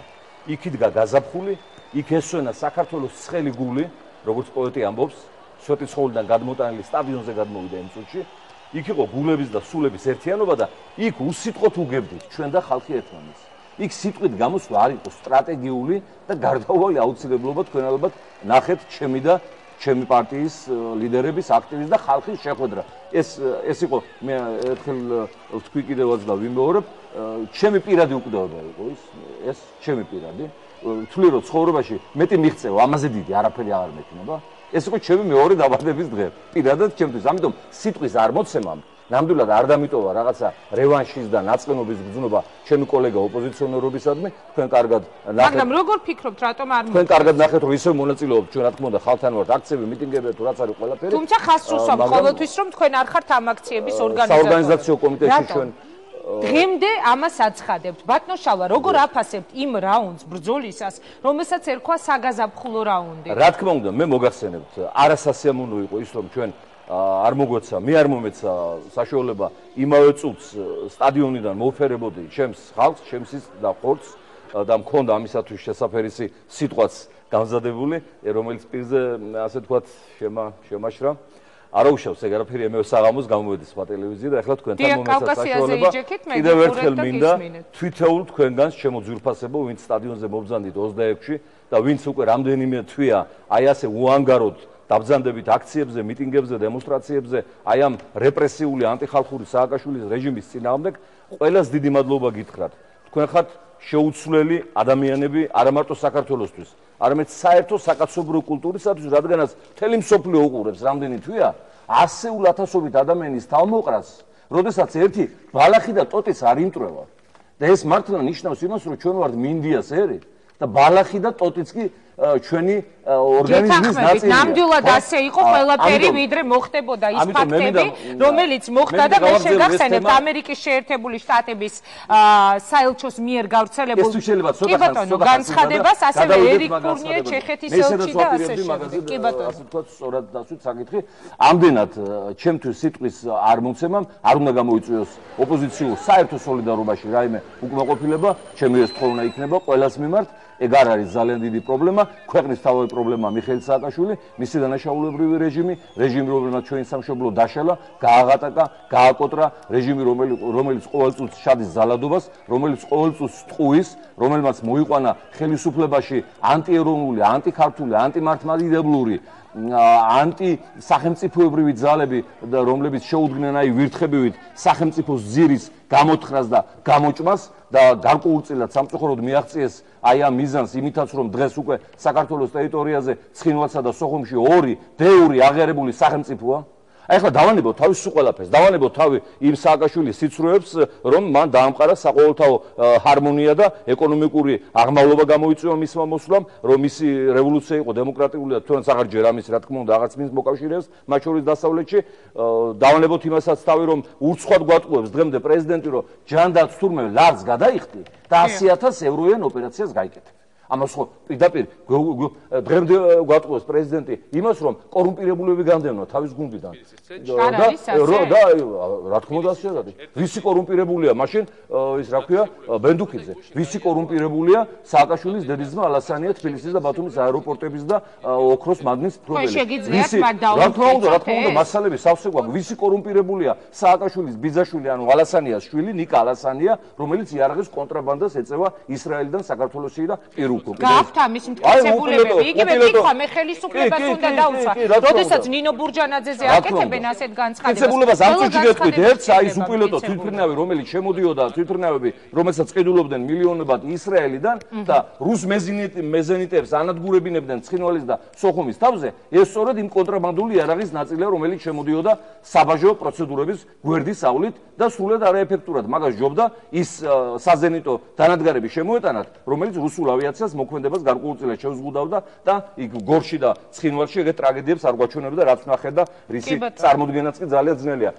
რას ქვია, რომელ კორუმპირებულებზეა საუბარი, როდესაც ვის კორუფციაზე საუბრობს სააკაშვილი, როდესაც მისი ძმები, მეგობრებო, აკონტროლებენ არ მარტო სადაზღვო ბიზნესს და ეს არის მილიარდიანი ბიზნესი. ყველა ვიხდით ამ სადაზღვო, სახანძრო, სამკურნალო, ის რა ქვია, მანქანის, ხის, სახლის, ეს ყველაფერი მილიარდია, ხო? მეორე ძმა ვისოლის მაკონტროლებელია, ხო? რომპეტროლი ამათია, მართალია გოგელი პარტელენის სახელზეა, რომელსაც 5 მილიონი მიაქვს ნაცმოძრაობის ყურაბაში აცხადებს, რომ მე ვამაყობ იმით, რომ არც ერთი ჩემი ნათესავი არ ყოფილა მაგალ თანამდებობაზე. ჩემი ნათესავები არ ყოფილა. ჩემი ნათესავებია, ვინც ჩამოგითვალეთ? ინგა ჩემი ნათესავებია ესენი, ეს ხო ფაქტია, ეს ხო შიშველი ფაქტია, ხო შიშველი ფაქტია ეს, რომ ბატონი მიხეილის მეცნიერმა დედამ ქალბატონმა, რომელიც მეცნიერის ხელფაზე უნდა ცხოვრობდეს, ხო? ასეა, ეხლა ობამა გახდა პრეზიდენტი შეერთებული შტატების და მისი მამიდა იცით სად ცხოვრობს? სად? უპატრონოთა თავშესაფარში ამერიკის რომელიღაც შტატის მიყურებულ ყურაში. პრეზიდენტის დედა არის თქვა წარმატებული თავის საქმეში, რატომ არ უნდა იყოს? შვილის გაპრეზიდენტების შემდგომ რო გახდება წარმატებული და უნივერსიტეტს ააშენებს, თურქულს და გპ-ის კორპუსს იყიდეს, ეს ძალიან საეჭვო წარმატებაა. ეს ძალიან საეჭვო წარმატებაა. მე არ მალაპარაკებს სიძულვილი ვინმეს მიმართ. მე მალაპარაკებს და ჩვენ გვალაპარაკებს ჩვენს პარტიას და ჩვენს გუნდს სიყვარული სრულიად საქართველოს მიმართ და არა სიმპათიურობა იმ პარაზიტების მისამართით, რომლებიც ქვეყანას ღრიან და ხრავენ. კი ბატონო, ვარდოშავა, მე ხელისუფლების ადვოკატი, ეხლა ნამდვილად არ ვარ, მაგრამ მისი სანათესაო და მისი გუნდი. კი ბატონო, ჩვენ 5 წუთი გვჩება არც კი, იმიტომ რომ არ და ძალიან ბევრი რაღაც იყო საფრთხემელი, ეხლა ამასინად სამედიცინო ემეზე გამახსენდა. ხო გვიცხადებენ რომ კურნალობა უფასოა, მშობიარობა გახდა ფასიანი. შესაბამისად კატასტროფულად დავარდა შობადობა და უარეს გეტყვით. თურმე აცრა რო გაიკეთოთ სოფზე და ტეტანუსზე პირადად მე შემევთქვი ახლა ეგ ამბობ ვარჯიშის დროს მოკლედ მიწიანი ჭრილობა შემექმნა და გამიკეთეს აცრა. რაღეს იცი? და.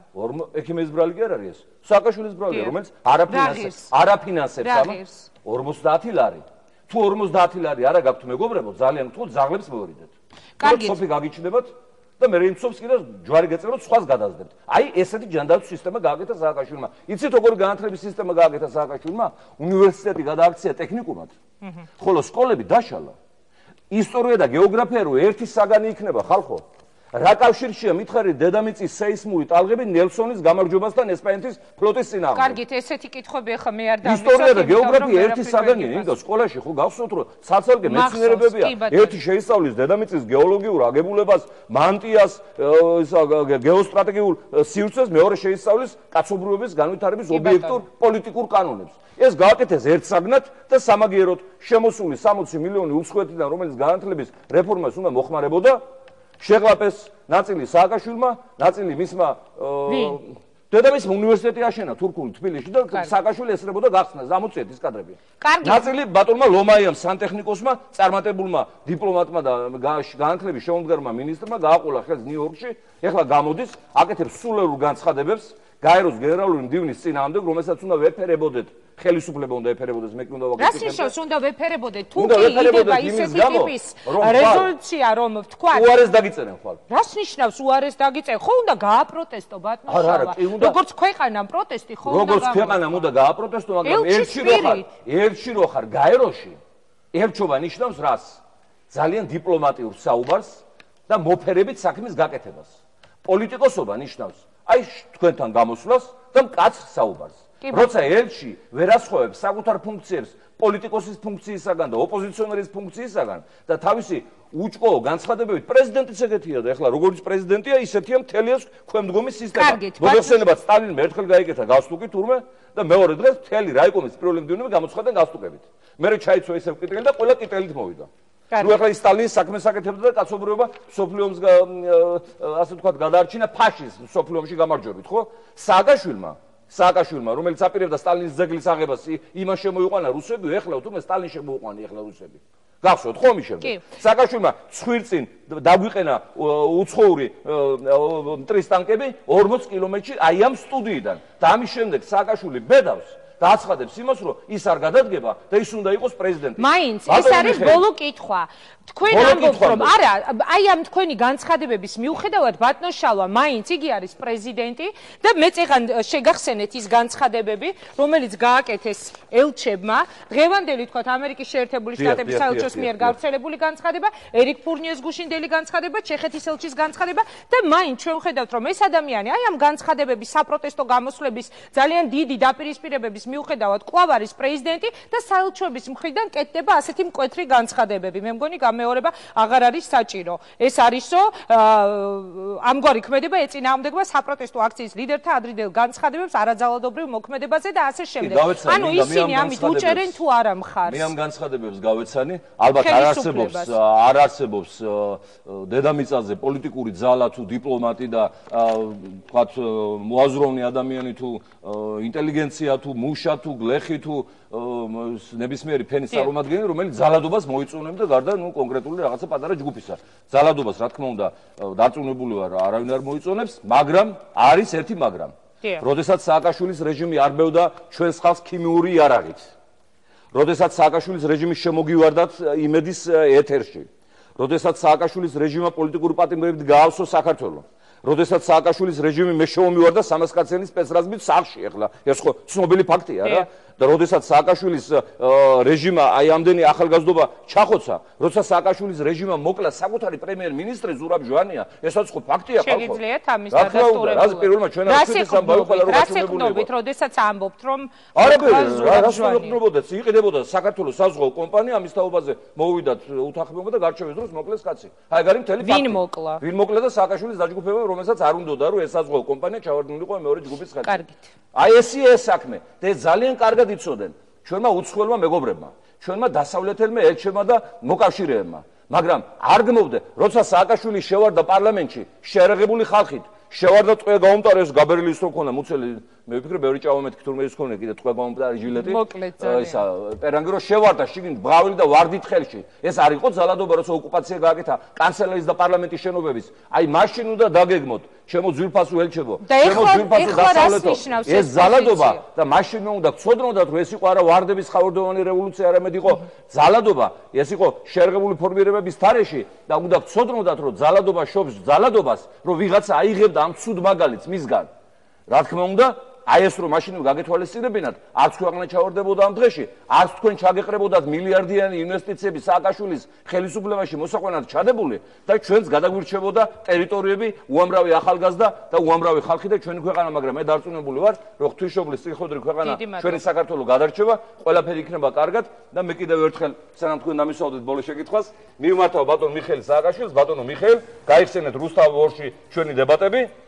გავიმეორებთ, მე კიდევ ერთხელ გიწევთ. წამოყვანინეთ თუ დაქთა. მე კიდევ ერთხელ გიწევთ ინგასთან, აი ამ სტუდიაში დავждეთ, დავასაბუთოთ ყველაფერი, დარწმუნებული ვარ ამის შემდეგ თქვენ დარჩენილი გექნება ზნეობის იმდენი პატარა პროცენტი, რომ აუცილებლად გადასდგებით და ხალხიც ამოისუნთქებს და საკუთარ ტყავსაც გადაერჩევს. დიდი მადლობა. მე მინდა გადაგიხადოთ ძალიან დიდი მადლობა ბატონო შალვა. დიდი მადლობა რომ თქვენ არსებობთ. რას ბძანებ? ძალიან დიდი მადლობა. მინდა გისურვოთ წარმატება.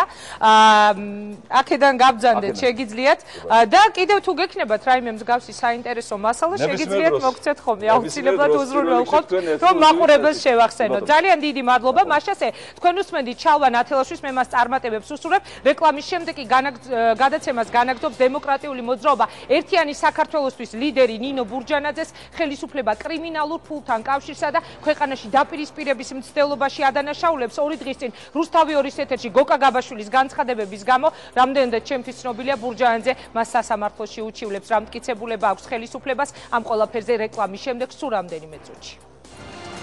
მოთხარით, თვითფასო ნინო, როგორ დაუხსნა საზოგადოებას შალვა ობგაიძე რატო ბრუნდება ეხა საქართველოს პარლამენტში, იმიტომ რომ შენი თუ შენი ოჯახის რომელიმე წევრის მეგობარია? რაც მეტ ადამიანის დაშინებას შეეცდებიან, მით უფრო მალე დამთავრდება ეს რეჟიმი.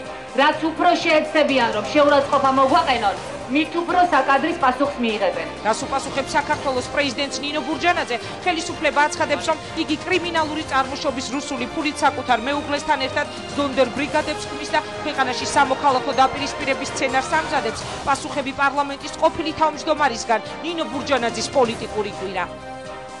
ჭუბი უნდათ მიიღებენ, ბრძოლა უნდათ მიიღებენ, კვერცხი უნდათ მიიღებენ, სხვანაირად არ გამოვა. ხობეზე ნუკი მიძრება, გვეუბნებით ახლა გიხსნით გარეთ, შემოდი და დაჭერ.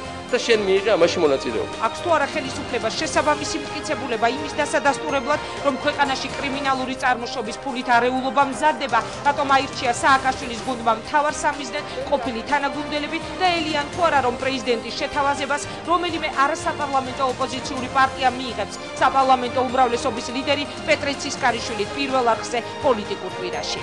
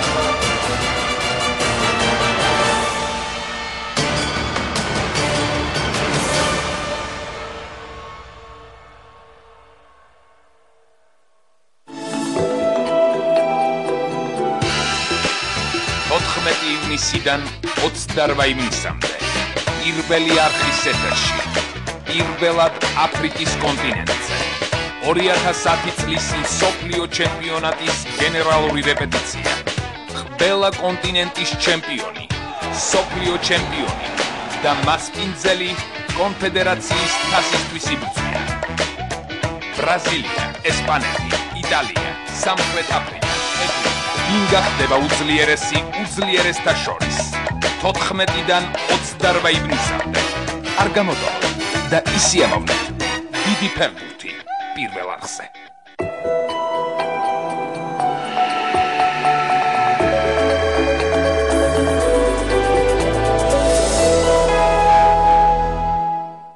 პირველი არხი და იბერია წარმოგიდგენთ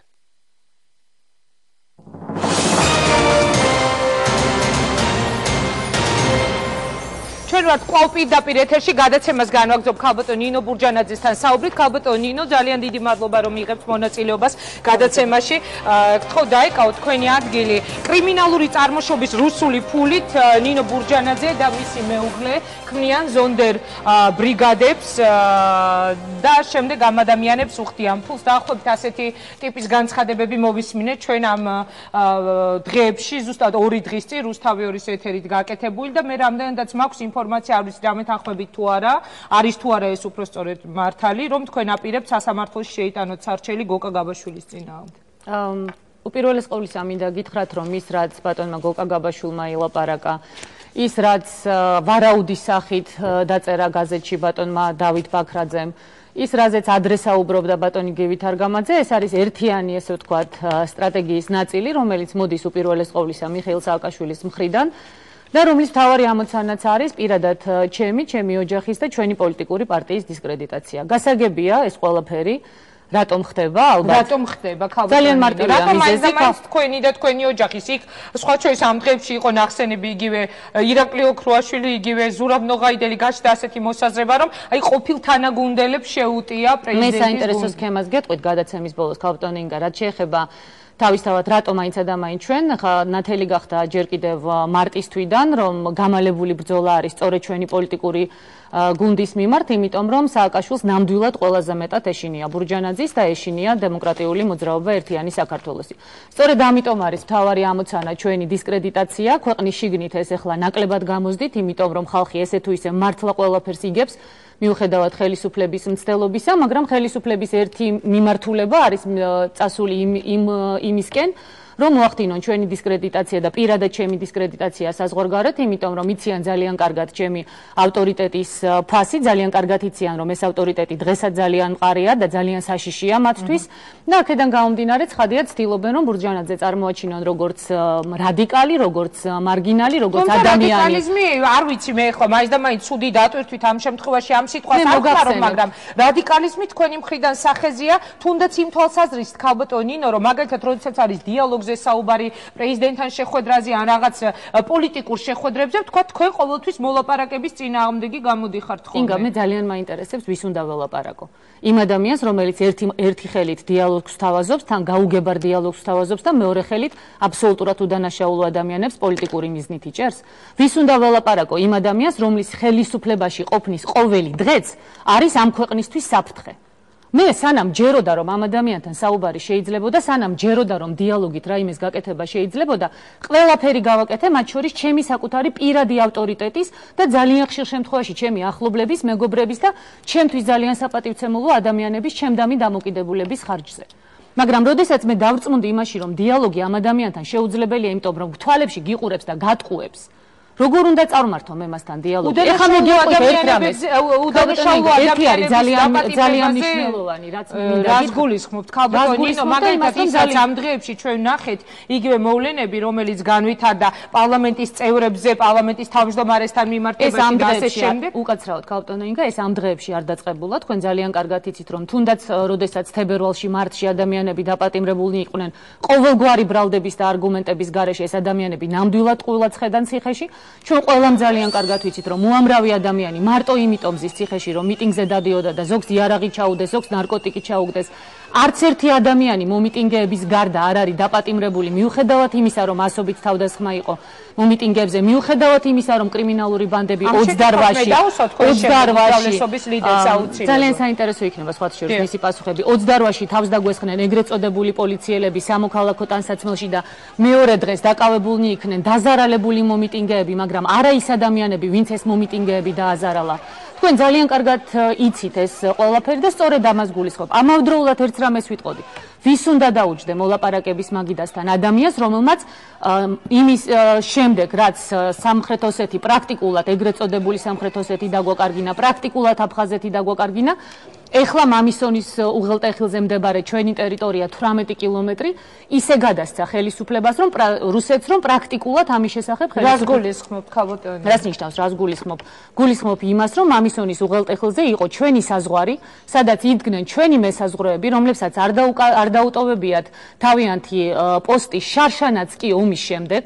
და ნოემბრამდე ვიდრე არ დაიკეტა მამისონის უღელტეხილი მესაზღვრეები იქ იდგნენ და დღეს მესაზღვრეები ჩამოვიდნენ ეგრეთ წოდებული მეტეოროლოგიური სადგურიდან, ჩამოინაცვლეს ჩვენი სახელმწიფო საზღვრიდან 18 კილომეტრით ქვემოთ, აფეთქეს კიდევ ხიდი და პრაქტიკულად 18 კილომეტრი რუსეთის, ესე ვთქვათ, მეთვალყურეობის და რუსეთის იურისდიქციის თუ დე-ფაქტო განგებლობის ქვეშ არის. ამას გულისხმობ, როცა ლაპარაკობ იმაზე, რომ შეუძლებელია ამ ხელისუფლებასთან დიალოგი, იმიტომ რომ ამ ხელისუფლების გამო ყოველდღე არის იმისი საფრთხე, რომ დაიკარგოს დამატებითი ტერიტორია, ყოველდღეა იმისი საფრთხე, რომ დამატებითი ბერკეტები გადაეცეს რუსეთ ხელში, ყოველდღეა იმის საფრთხე, რომ უდანაშაულო ადამიანი ან იცემოს, ან დაპატიმრებული იქნას, ან კიდევ რაღაცა სხვა უფრო მეტი უბედურება დაემართოს.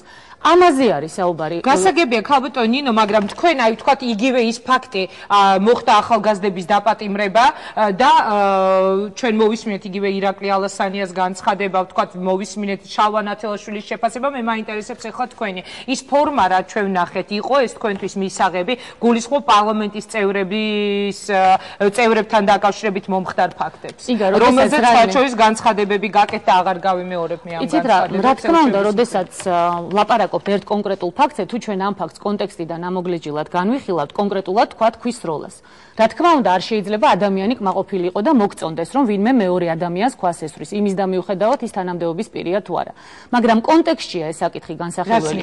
კონტექსტი ნიშნავს იმას, ჯერ ერთი მოდით ვნახოთ კარგად კადრები, ვინ დაიწყო ქვის როლა და პირველად ვისი მხრიდან იყო ძალადობის ფაქტები, იმიტომ რომ ახალგაზრდების მხრიდან პირველად ძალადობის ფაქტები არ იყო, იყო გამოყენებული მხოლოდ კვერცხი, წყალი, რომელიც როგორც ბაქრაძემ აღნიშნა, თურმე კარგი ხუმრობის ობიექტი ყოფილა და შეძახილები, მაგრამ ძალადობა დაიწყო სწორედ მეორე მხრიდან. კარგად უნდა იცოდეს ხელისუფლებამ, რომ როდესაც ის დათესავს ქარს, აუცილებლად მოიმკის ქარიშხალს, რაზეც ვლაპარაკობ მე როცა ვამბობ, რომ ეს იქნება ხელისუფლების პასუხისმგებლობა, თუ ვითარება კონტროლიდან გამოვიდა. ეს იქნება ხელისუფლების პასუხისმგებლობა, თუ ვითარება სამოქალაქო დაპირისპირებაში გადავიდა, იმიტომ რომ როდესაც ახალგაზრდები ან ადამიანები ხედავენ, რომ ქვეყანაში არის აბსოლუტური დაუსჯელობის სინდრომი, როდესაც ადამიანები ხედავენ იმას, რომ იჭერენ ადამიანს ყოველგვარი საფუძვლის გარეშე, როგორც მაგალითად დაიჭირეს საუბარი, რის გამოც მოხდა ვთქვათ მათი დაპატიმრება. წინა ფაქტებზე ვამბობ, ანუ რა მიიყვანა ეს ახალგაზრდები, თუნდაც ამ რადიკალურ ფორმამდე. როდესაც იჭერენ მაგალითად ჩემი ოფისის თანამშრომელს გოჩა ციკლაურს, პოლკოვნიკს, რომელსაც 3 გაფორმებული იარაღი უდევს ინგა სახლში. და უდებენ გაუფორმებელ ტეტეს მანქანაში. ეს ხომ აბსოლუტურად ნიშანია იმისა, რომ ეს არის შეთითხნილი ბრალდება იმისათვის, რომ ბურჯანაძის გვარი ჩაჯდეს იმ სქემაში, რომელიც სახელმწიფო გადატრიალებასთან და იარაღთან არის დაკავშირებული. სახელმწიფო გადატრიალებასთან და იარაღთან მიმართებაში მე მინდა კიდევ ერთხელ უბრალოდ გავახსენო მაყურებელს, კრიმინალური წარმოშობის ფულით, რუსული ფულით იქმნებიან ჯგუფებით, საეჭვო წარმომავლობის ფულია ეს, იქმნება საეჭვო სტილი და ქვეყნის ორად გახვრეჭის და დაპირისპირების მცდელობა. ეს იყო ის განცხადებები, რომელიც თქვენ წინააღმდეგ მოვისმინეთ ხელისუფლებისგან, იგივე ებრალიძეზე იყო საუბარი, ვთქვათ ფინანსურ კავშირებზე, ლევან პირველზე იყო საუბარი და ზოგადად იმაზე, რომ ნინო ბურჯანაძე, არა, ეს ბოლო პერიოდი სულ გვესმის, რომ ნინო ბურჯანაძე იღებს ფულს კრიმინალური წარმოშობის ფულს. ქალბატონო ინგა, ეს არის ბინძური პროვოკაცია. ჩვენ ვნახეთ იარაღის კადრები ქალბატონო ნინო და თქვენი განცხადებები მაშინ რომ აი ჩემი პარტია ისა პოლიტიკური გუნდის წევრებისო დაპატიმრებები დაიწყო და საღამოს მერე გაკეთებული განცხადებები. პოლიტიკური გუნდის წევრების მიმართ არც ერთის მიმართ დადასტურებული ბრალდება არ აქვთ და ჩვენ ვნახეთ 4 კადრი, საიდანაც 2 ადამიანი საერთოდ არ იყო ჩემი პარტიის წევრი. და ეს ცალკე განხილვის თემა არის. მე შემიძლია ერთმნიშვნელოვნად გითხრათ, აი ამ ბრალდებაზე, რაც სააკაშვილმა გაბედა და ჩემს მიმართ გამოაცხადა, აღძრულია სარჩელია შეტანილი სასამართლოში და სააკაშვილს მოუწევს ამ სარჩელზე პასუხის გაცემა საქართველოს სასამართლოში თუ არა, სტრასბურგის სასამართლოში მაინც აუცილებლად მოუწევს დასაბუთება. რაც შეეხება გოკა გაბაშვილს, ახლა მე ნამდვილად არ ვაპირებ მის აბსურდულ ბრალდებებზე დეტალურად საუბარს. ჩემთვის გოკა გაბაშვილი ნამდვილად არასოდეს დიდი პოლიტიკოსი არ ყოფილა და მით უმეტეს ამ განცხადებების შემდეგ. კი, მაგრამ გოკა გაბაშვილი საკუთარი პირით საუბრობს მხოლოდ სწორედ მაგას გეუბნებით. სააკაშვილის განცხადებები სწორედ მაგას გეუბნებით, რომ ნეპოტიზმთან დაკავშირებით სწორედ მაგას გელაპარაკებით, რომ გოკა გაბაშვილი, ბაქრაძე და სხვები საუბრობენ სწორედ რომ სააკაშვილის პირით, იმიტომ რომ რეჟიმია ქვეყანაში შექმნილი ისეთი და სისტემა, რომ ყველა საუბრობს ერთი ადამიანის პირით, ყველა საუბრობს ერთი ადამიანის მოსაწონი ფრაზეოლოგიით, ყველგან იდგმება ის შადრევნები, რომელიც ამ ადამიანს მოწონს და ასე შემდეგ. გოკა გაბაშვილი ჩემთვის ნამდვილად არ არის პოლიტიკოსი, იმიტომ რომ პოლიტიკოსები ფხიზელ მდგომარეობაში ესე არ ბოდავენ, როგორც ბატონი გოკა გაბაშვილი ბოდავდა იმ გადაცემაში. ბატონი გოგა გაბაშვილი იყო აბსოლუტურად ბინძური, დიახ, უჩვეულო ტონია, მაგრამ როცა ასეთ ბინძურ პროვოკაციებს კადრულობენ, სამწუხაროდ გიწევს ხოლმე ადამიანს შესაბამისად ადეკვატურად თუ არა, მიახლოებულად ადეკვატურად მაინც უპასუხო. ბატონი გოგა გაბაშვილი ასრულებდა აბსოლუტურად ბინძურ დაკვეთას, პრეზიდენტის ბინძურ დაკვეთას ასრულებდა. მინდა გითხრათ, რომ სადა ძალიან, თუმცა დარწმუნებული ვარ, რომ საზოგადოებას ადეკვატური შეფასება ჰქონდა ამასთან დაკავშირებით და ამ ბინძური ცილისწამებისთვის, ბინძური პროვოკაციისათვის და ბინძური დაკვეთის შესრულებისათვის მას აუცილებლად მოუწევს სასამართლოში მიბრძანება და პასუხების გაცემა და არგუმენტების დადება. ჩვენი პოლიტიკური პარტიის დემოკრატიული მოძრაობა ერთიანი საქართველოს პოლიტიკური საბჭო შეიტანს ამ დღეებში სარჩელს ბატონი გოკა გაბაშვილის წინააღმდეგ და აუცილებლად მოუწევს მას და მისთანებს ამ ბინძურ პროვოკაციებზე პასუხების გაცემა. ისე ქალბატონინგა თქვენ ეხან რადიკალიზმი და რადიკალური განცხადებები ბრძანეთ და ქვისროლასთან დაკავშირებით არ იქნება ცუდი შევახსენოთ საზოგადოებას ქვისროლა საერთოდ საიდან მოდის, რადიკალიზმი საიდან მოდის ამ ქვეყანაში და ქვისროლა ვისი დაწყებულია საქართველოში. მე მინდა გთხოვოთ, თქვენ გაქვთ კადრები, რომელიც ძალიან საინტერესო იქნება ჩვენი საზოგადოებისათვის და მე მინდა გთხოვოთ ახლა გავუსვათ. კი ბატონო, მე მაყურებელს მინდა შევახსენო, რომ ქალბატონმა ნინომაც ისევე როგორც გია თორთლაძემ ამას წინათ და დღეს ასევე შალვა ნათელაშვილმა მოგვიტანა ერთ-ერთი რეპორტაჟი, ეს არის რუსთავიორის ერთ-ერთი რეპორტაჟი რევოლუციის წინადღეებში განვითარებულ მოვლენებს ეხება და რასაკვირველია, მას შემდეგ რაც ჩვენ ვნახეთ ეს რეპორტაჟი იყო პოლიტიკურ პროცესებთან დაკავშირებით, მე მინდა თქვენთან ერთად გავიხსენოთ, თუ არ ვცდები, ეს რეპორტაჟი ეკუთვნის ჩემს კოლეგას ირმა ნადირაშვილის რუსთავიორით.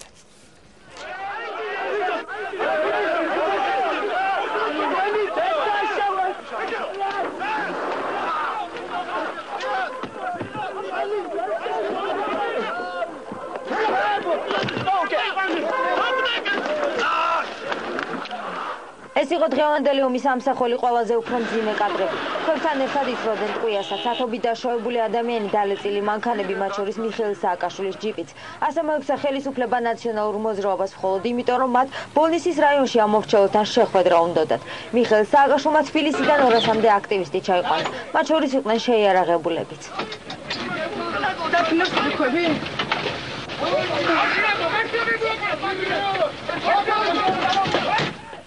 ხელისუფლებამ კი ნაციონალებს ის ადამიანები დაახვედრა, ვისაც იარაღის ტარების უფლებას კანონი ანიჭებს.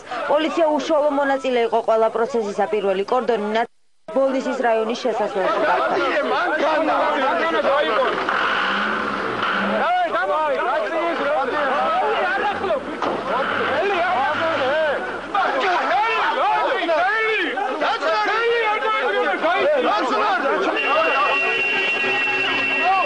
სოფლის მოსახლეობის ნაწილმა თავის გამგებელს შეუტია.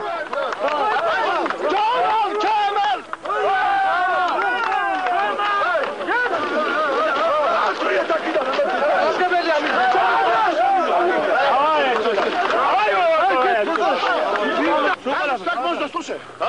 Так можно?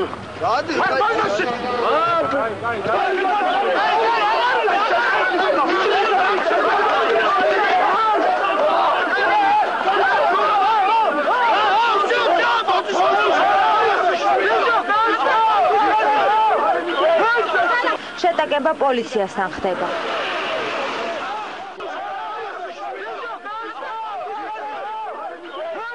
კომენტარს ვერ გავაკეთებ. უნდა მოიყვანეთ პოლიცია. პოლიცია მოიყვანა, არ მოიხდეს იმის გამო მოიყვანე პოლიცია. მე არ გადავიკეთე. არ გადავიკეთე, გზადებ მოვიდე გავხსენე გზა. უნდა გავხსენე პოლიციელები რგელა. ბატონო ვიშა უნდა გავხსენე. ხარ ბანდიტი ძმაო. ჩვენი აქციები იქნება ხასტესმენ შინობიანი, მაგრამ მინდა გავაფრთხილო ყველა პოლიციელი, მინდა გავაფრთხილო ნარჩევაშვილი, მინდა გავაფრთხილო ქვეყნის მთავარი და ყველაზე სტაჟიანი პოლიციელი შევარდნაძე.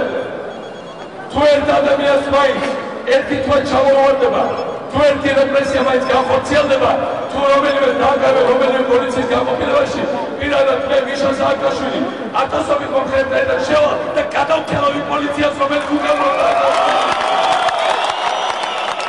მაშასე ჩვენ ვართ კვლავ პირდაპირ ეთერში მე მინდა ირმა ნადიროშს მოუხადო ბოდიში რომ მასთან უკითხავად უпростоრით მასთან შეთანხმების გარეშე გამოვიყენეთ რაღაც მონაკვეთი მისი რეპორტაჟიდან თუმცა ეს მასალა მოგვაწოდა ქალბატონმა ნინო ბურჯანაძემ და შესაბამისად საავტორო უფლებები ამ შემთხვევაში ჩვენი მხრიდან არ არის დარღვეული მასალის გამოყენებაზე ჩვენ ძალიან ცოტა დრო გრჩება ქალბატონ ნინო რისი თქმა გსურდათ ამ კადრებით როდესაც პირველ ყოვლისა მინდა მადლობა გადაგიხადოთ ამ კადრების ეთერში გაშვებისათვის იმიტომ რომ მესმის რომ ეს თქვენთვისაც მარტივი არ იქნება ამით მინდოდა იმის თქმა, რომ შემეხსენებია საზოგადოებისათვის, ვინ არის რადიკალი. რადიკალი არის ის ადამიანი, ვინც ასე ეთერიდან მოუწოდებს, რომ წავა და პოლიციას გადათელავს.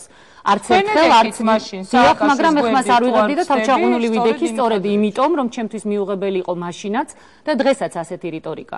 და რადიკალების მაშინ, ქალბატონო ინგა, მე არა მარტო მაშინ ვეუბნებოდი, ძალიან ბევრ ამას სააკაშვილს. ვერდით რომ უდგეხართ, ესე იგი იზიარებდით მაშინ დევპათოს. ეს ამას ყოველთვის ნამდვილად არ ნიშნავს, ყველა ადამიანს თავისი საკუთარი ენა, იმიტომ აქვს თავისი აზრი გამოთქვას და გვერდით დგომა არ ნიშნავს აზრის გათავისებას და ძალიან ბევრ ამას არა მარტო მაშინ, არამედ მერეც ვეუბნებოდი სააკაშვილს. ხოთა შორის არის კიდე სხვა კადრები, მათ შორის კადრები, სადაც სააკაშვილი მიმართავს პრეზიდენტ შევარდნაძეს და ეუბნება, რომ ბატონო პრეზიდენტო, თქვენ დაკარგეთ საქართველოს ტერიტორიის 1/13 და ეხლა თქვენი ხელისუფლების შენარჩუნებისათვის აპირებთ, რომ დანარჩენი საქართველოს დაანგრიოსო. აი ამჯერად მე გავაკეთებ სააკაშვილის სიტყვების ციტირებას, ან მექნება შესაძლებლობა სხვა ეთერშიც გავუშვათ. ეს და ბევრი სხვა კადრები სააკაშვილისგან განსხვავებით მე არგუმენტებით ვსაუბრობ. რამდენი პროცენტი მიამატეთ ბატონო პრეზიდენტო შევარდნაძის დაკარგულ საქართველოს ტერიტორიის 1/13-ს? მიამატეთ ახალგორი, მიამატეთ პერევი, მიამატეთ ეხლა მამისონი, რას მიამატებთ კიდე ხვალ და ზეგ? და 2013-მდე როგორც თქვენ ამბობთ, თქვენი დარჩენის შემთხვევაში. დარწმუნებული ვარ ძალიან ბევრს, ინგა. იმიტომ რომ მისთვის ამ ადამიანისათვის აბსოლუტურად მთავარია მართლაც ხელისუფლების შენარჩუნება და სხვა არაფერი. ხმა არ ამოუღია ხელისუფლებას. მამისონის უღელტეხილზე ისე ჩამოვიდნენ რუსები. ხმა არ ამოუღია და ეს ხელისუფლება ბედავს და ვინმეს ელაპარაკება რუსულ ინტერესებზე? ეს ხელისუფლება ბედავს და ვინმეს ელაპარაკება რუსულ თქვენ კატეგორიულად გამორიცხავთ ჩვენი დრო თითქმის ამოიწურა მე მინდა ეს კითხვა მოვასწრო კატეგორიულად გამორიცხავთ რაიმე კავშირს თქვათ რუსეთიდან შემოსულ კრიმინალურ კიევსა და მოსკოვში შეხვედრებზე იყო საუბარი და კატეგორიულად გამორიცხავ ქალბატონო ინგა და საერთოდ ზედმეტად მიმაჩნია ნამდვილად ამ თემაზე საუბარი იმდენად აბსურდია ესა და გარწმუნებთ ელემენტარული საბუთი რომ ქონოდათ ამისი ხელისუფლების დიდი ხნის დადებული ექნებოდათ უბრალოდ ხელისუფლებას და სხვათა შორის ასეთი ბრალდებებისთვის ადამიანებს იჭერენ. დამიჭიროს სააკაშვილმა რომ დაერია ამ ახალგაზრდებს და იმით უნდა ხალხის დაშინება ეხლა ახალგაზრდების დაშინებით. და დადოს კონკრეტული მასალები. ძალიან კარგად იცის რომ ვერანაირ მასალებს ვერ დადებს.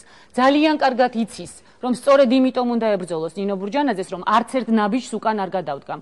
ძალიან კარგად ვიცი ის სქემები რაც ხელისუფლებაში მუშავდება. რომ ბურჯანაძე უნდა დისტანცირებული, როგორმე უნდა დისტანცირებული გახდეს ოპოზიციის დანარჩენი წევრებისაგან, რომ შემდეგ ასეთი კითხვა პროკურატურა და პოლიცია როდესაც ახსენა მან თავის ცნობილ გამოსვლაში მარტვილიდან, სადაც ნინო ბურჯანაძეზე, ნოღაიდელზე და ოქროაშვილი ისაუბრა რომ ხომ არ არის შესაძლებელი მოხდეს თქვა თქვენი რაღაცნაირად განეიტრალება, გნებავ დაჭერა, როდესაც არის კრიმინალურ ფულზე საუბარი, მე ბატონ პეტრეცისკარიშვილს დაუსვავ პირველად ამ შეკითხვას. კითხეთ სანოძის, ახალაიას კიდევ რამდენიმე ადამიანის გვერდით იქ ქვებს რო ისრო და როგორი იყო, რატო ისროდა ქვებს? პარლამენტში კასტეტით რომ ცემა ბატონი დავით საგანელიძე რომელსაც შემდეგ თვალი დაუზიანდა, ეს ადამიანები მელაპარაკებიან მე ძალადობაზე. მე ვაფრთხილებ ამ ხელისუფლებას ინგა. ეს ყველაფერი მიდის სამოქალაქო დაპირისპირებამდე. ეს არ მოდის ჩვენგან. ჩვენ ორი თვე იმიტომ ვდგევართ ქუჩაში, რომ არც ქვების სროლა გვინდოდა, არც ტელევიზიაში შევარდნა გვინდოდა, თუმცა ამას სააკაშვილი გააკეთებდა ჩვენ ადგილზე და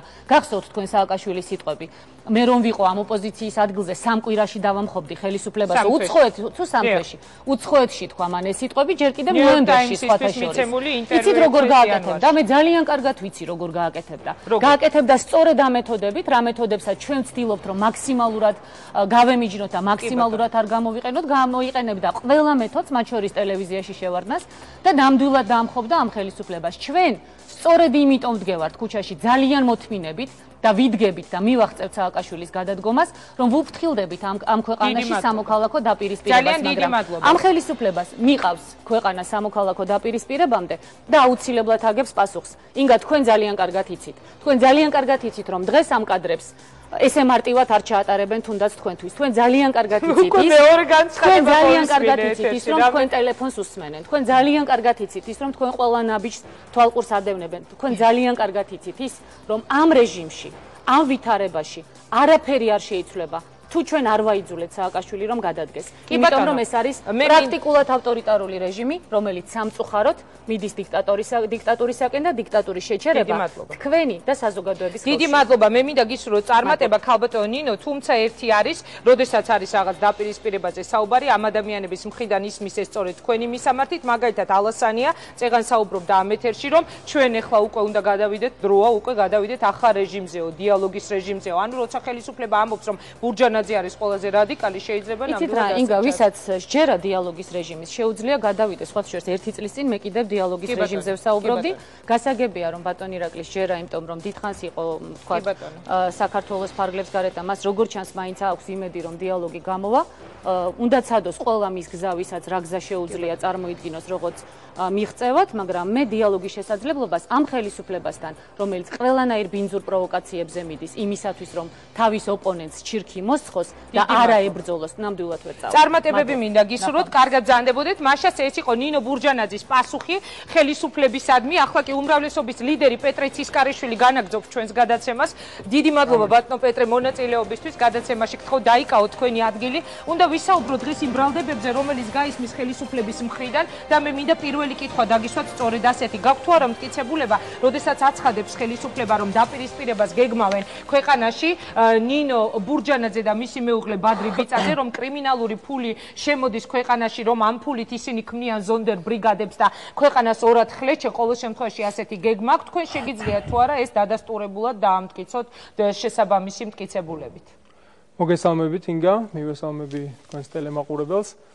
თქვენ შეკითხვაზე აუცილებლად გავცემ პასუხს, მაგრამ მოდით ჯერ თქვენს წინასწარმოებს გამოვეხმაუროთ, იმიტომ რომ გარკვეული ბრალდებები მათი მხრიდანაც გაისმა.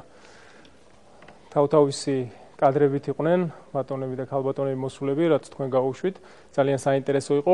პირველ რიგში ბატონი შალვა ნათელაშვილის და სააკაშვილის თუ შეიძლება. სულ არის ხოლმე ასეთი ბრალდება, რომ აი არსებობს რაღაც კადრები, რომელიც ტელევიზიით არ გადის, რომ რაღაც იბლოკება და ასე შემდეგ. მე ვფიქრობ, რომ თუ კი არსებობს რაიმე კადრი, რომელიც შეიძლება პოლიტიკურ პოზიციას ამყარებდეს, რატომაც არ უნდა გავიდეს იგი. პირიქით, მაგიტო გეუბნებით, რომ ძალიან საინტერესო იყო.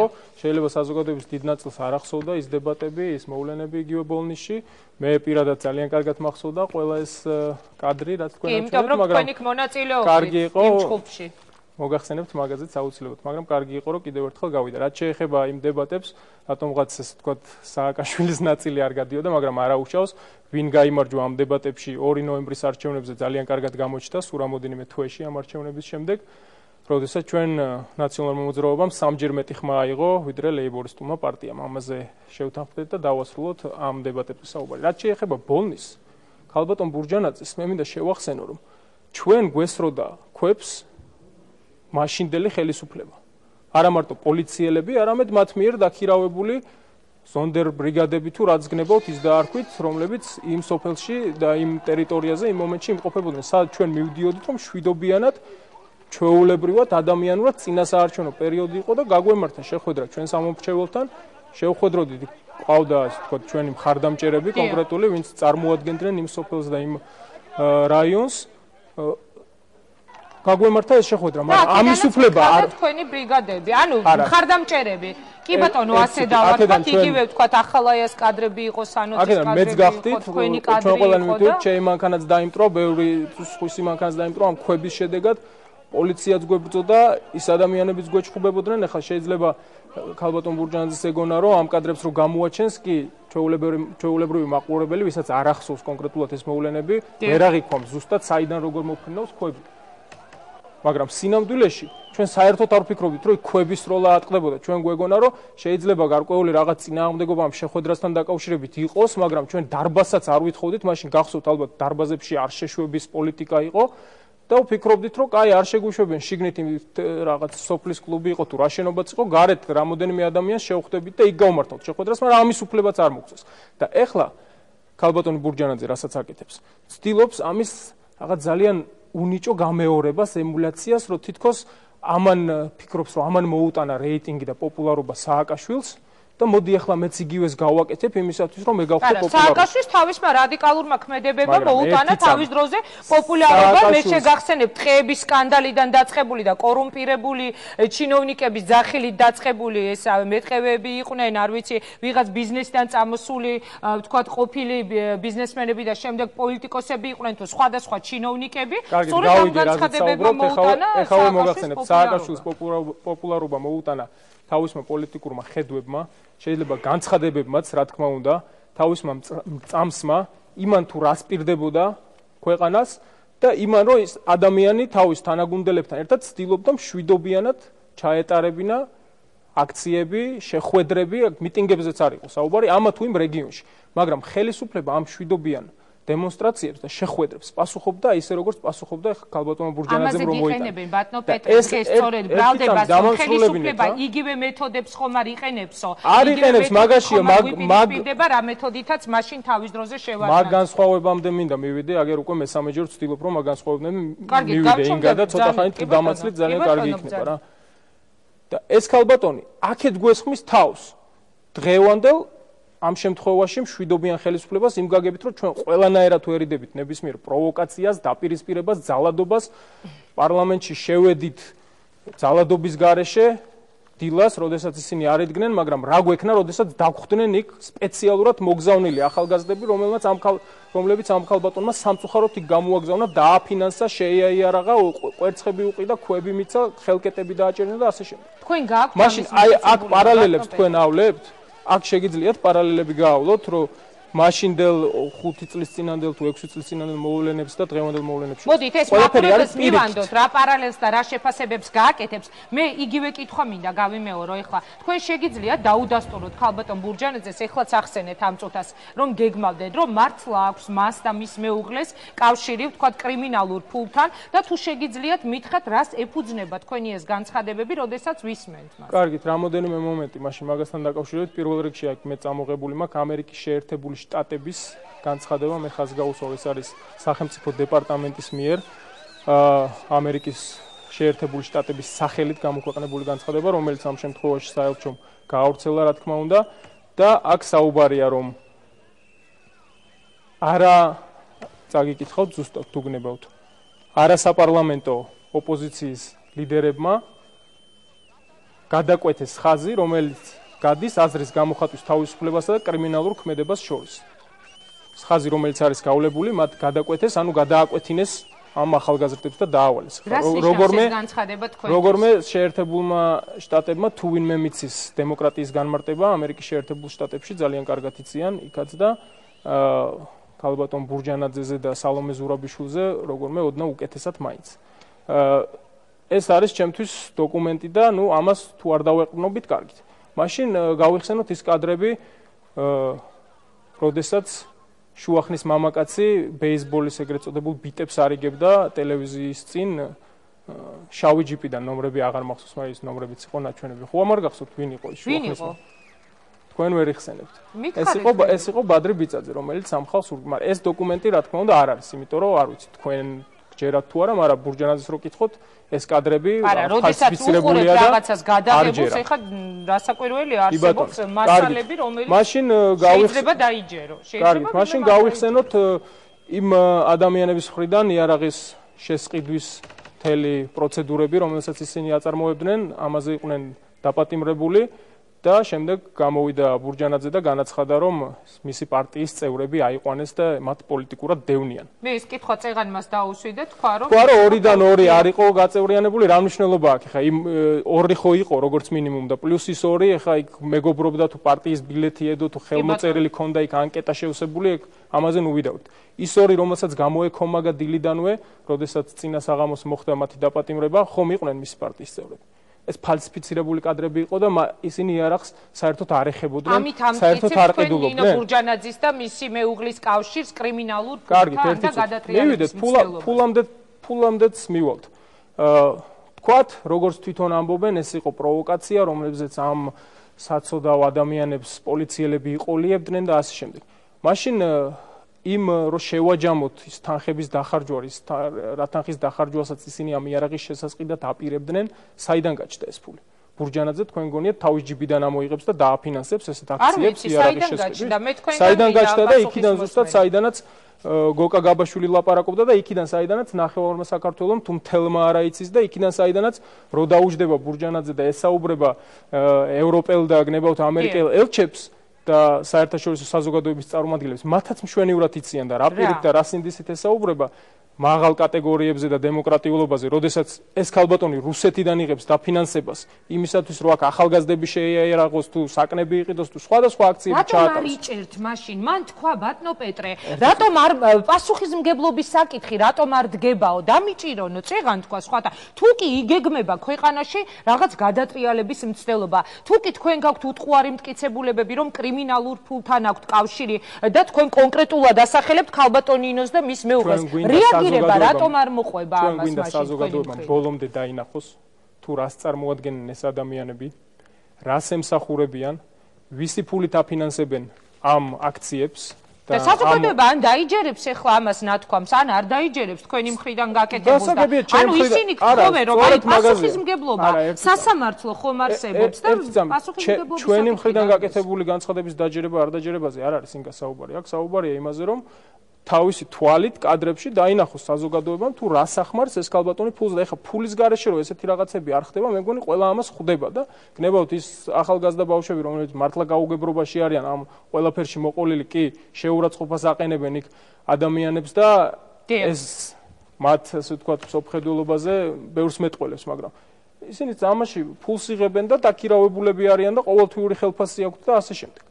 მაგრამ მოდით ერთი წამით აი დოკუმენტებზე როდესაც საუბარი არის საუბარი დამიდონ დოკუმენტი წარმომიდგინო მტკიცებულება რომ ფულს ვიღებ. რა თქმა უნდა, როდესაც ასეთი მძიმე ბრალდება პოლიტიკაში ხშირად ხდება ისე რომ შეიძლება რაღაცა ქმედებაზე დოკუმენტი არ არსებობდეს. აქედან უბრალოდ ჩვენ საღი აზრიდან უნდა გამოვიდეთ. მე შემოგიბრუნებთ ახლა კითხვას და გეტყვით რომ მე რომ გითხრათ რომ რუსეთში 3 წლის წინ 2006 წელს აღმოაჩინეს რომ ბორჯომის მინერალიზაცია იყო ძალიან მაღალი.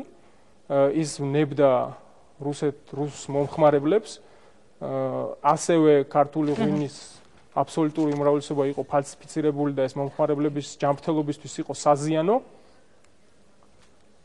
თქვენ რას მიპასუხებთ? ეს ესე იყო თუ ეს დაავალეს ონიშენკოს რომ ესე ეთქვა პუტინის მხრიდან, კრემლის სხვა ჩინოვნიკების მხრიდან იყო ესეთი დავალება მიცემული რომ შენ თქვი მოიყვანე რაღაც ისე ვთქვათ მაგალითი, მაგრამ სინამდვილეში რა ხდებოდა? რატომ დაგვიკეტეს? რა პასუხი გაქვთ ახლა? ანუ ჩემგან უბრალოდ რა პასუხსელით? ანუ როდესაც აკეთებთ ახლა ამ ამბავთან პარალელს? ამ ამბავთან პარალელს, ამ კონკრეტულ ამბავთან კი არ ვაკეთებ პარალელს, მე ვაკეთებ ზოგადად პოლიტიკაში ხანდახან რამდენად ასე ვთქვათ რთულია ან ალოგიკურია ან შეუძლებელია რაღაც დოკუმენტის წარმოდგენა იმაზე თუ ებრალიძისგან ხელწერილი როგორ დადო ვიღაცა ადამიანმა რომ აი მე შენგან 100,000 ავიღე ჩავიდე და მიმაქ ხა ბურჯანაძესთან და ეს ხელწერილის ასლი მოგაწოდოთ, როდესაც მეორე მხრიდან შესაძლებელია ხშირ შემთხვევაში აი მაგალითის ფონზე რომელიც მე მოგიყვანეთ რომ ონიშენკომ დაგიდოს დოკუმენტი რომ აგერ გენაცვალე შენ ბორჯომს და სხვა მინერალურ წყლებს მაღალი მინერალიზაცია აქვს, ხალხი ავად გახდა ამისგან და მე გიკეტავ. სინამდვილეში ამის უკან ხო სხვა პოლიტიკური მოტივები იმალება. კარგით. ბატონო პეტრე. ეს ხდება ამ შემთხვევაში. ბატონო პეტრე, მთავარი რაც არის, იგივე ამ ფაქტებთან დაკავშირებით ჩვენი დრო იწურება, უნდა ჩავეტიოთ ჩვენ 20 წუთში და მე მინდა თქვენგან მოვისმინო პასუხი. ოპოზიცია ამბობს, რომ როდესაც არის თქვა კონკრეტულ ფაქტზე რეაგირება, ხო თქვენ ამბობთ, რომ იგივე ის ახალგაზრდები, ვინც დააკავეს პარლამენტის წევრებზე და პარლამენტის თავმჯდომარეზე განხორციელებული ფაქტის გამო, რატომ არისო ორმაგი მიდგომები? თუ კი აქამდე ხელისუფლებას არ გამოუძიებია არც ერთი საქმე ოპოზიციის მხარდამჭერთა წარმომადგენლებს თავდასხმებისა და ასე შემდეგ, რატომ ხდება მაინც და მაინც რეაგირება ახლა ამ ფაქტში მონაწილე ახალგაზრდებზე? რა სიტყვით? ხელისუფლება ყველა ფაქტს რაც გაწყობთო იმას იძიებთ და რაც არ გაწყობთ იმას არა. ასეთი არის მათი დამოკიდებულება. არა, ეს ასე არ ხდება. ჩვენ თუ რამე რჩება გამოუძიებელი, რაც შეიცავს თავის თავში გარკვეულ დანაშაულს, ეს არის ძალიან ცუდი და ჩვენ გავაკეთებთ ყველაფერს, რომ ყველა ეს საქმე იქნას გამოძიებული. ჩვენ მოწოდებული ვართ იმისათვის, რომ არ იყოს ქვეყანაში არანაირი ძალადობა, არავის მხრიდან წამოსული, მაგრამ როდესაც საუბარია ამ ადამიანებზე და ამ ქალბატონზე, რომელიც აქ საუბრობდა, ჩვენ ვხედავთ მის ქმედებებში თუ რისთვის არის ეს ქალბატონი მოწოდებული. ერთის მხრივ იმისთვის, რომ ალარმიზაცია მოახდინოს თავისი მხარდამჭერების და რაღაცა გაურკვევლად და უნიჭოდ პოპულარობა მოიპოვოს ამ ძალადობით, მეორე იმისკენ, რომ დააზიანოს ეკონომიკა და შემდეგ ამ დაზიანებული ეკონომიკისგან და უფრო ფართო უმუშევრობისგან მიიღოს თავის მხარდამჭერები, რაც ასევე ძალიან ბოროტული და ასევე უნიჭო ჩანაფიქრი არის, იმიტომ რომ ეს შემდეგ მას გონია, რომ ეს ხალხი მისკენ გადმოვა და მშიერი ხალხით რევოლუციას მოახდენს.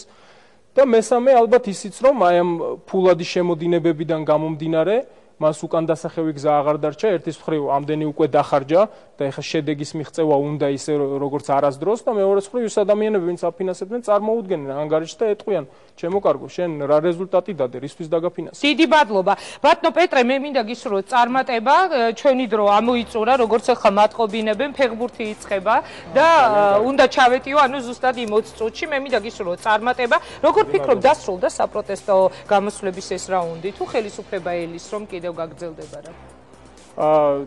ჩვენ ყოველთვის ვამბობდით და ეხლაც იგივეს ვიმეორებთ. ჩვენ გვინდა სისტემური ცვლილებები, ჩვენ გვაქვს პასუხისმგებლობა ამ ქვეყნის წინაშე, რომ არ იყოს სამოქალაქო დაპირისპირება და ეს ქალბატონი აქ ძალიან ხშირად ახსენებს სამოქალაქო დაპირისპირებას, იმიტომ რომ ცდილობს და ღამე ესიზმრება, რომ როგორმე სამოქალაქო დაპირისპირებამდე მივიდეს, იმიტომ რომ იცის თავისი რეიტინგის შესახებ, იცის რომ მას ფართე მაგრამ იგი ხომ მარტო არ არის, ბატონო პეტრე, იქ ოპოზიციის უამრავი ლიდერია მინდა. სამოქალაქო დაპირისპირებას შეიძლება აი ამ შეხლა-შემოხლაში და ამღვრეულ წყალში რაღაცა თევზი დაიჭიროს. ეს არის მისი ამოცანა, მაგრამ ჩვენი პასუხისმგებლობა არის, რომ ეს არ მოხდეს, ჩვენი პასუხისმგებლობა არის, რომ დიალოგის გზით, თანამშრომლობის გზით გატარდეს რეფორმები, მოხდეს სისტემური ცვლილებები ქვეყანაში და რაც მთავარია, ჩვენი პასუხისმგებლობა არის ამ ქვეყნის წინაშე, ის რომ ერთხელ და საბოლოოდ არჩევნების მერე იქნება თუ ჩვეულებრივ პერიოდში აქციებით, შეხლა-შემოხლებით, ძალადობებით ხელისუფლებები არ იცვლებოდეს, იცვლებოდეს მხოლოდ არჩევნებით, კონსტიტუციური გზით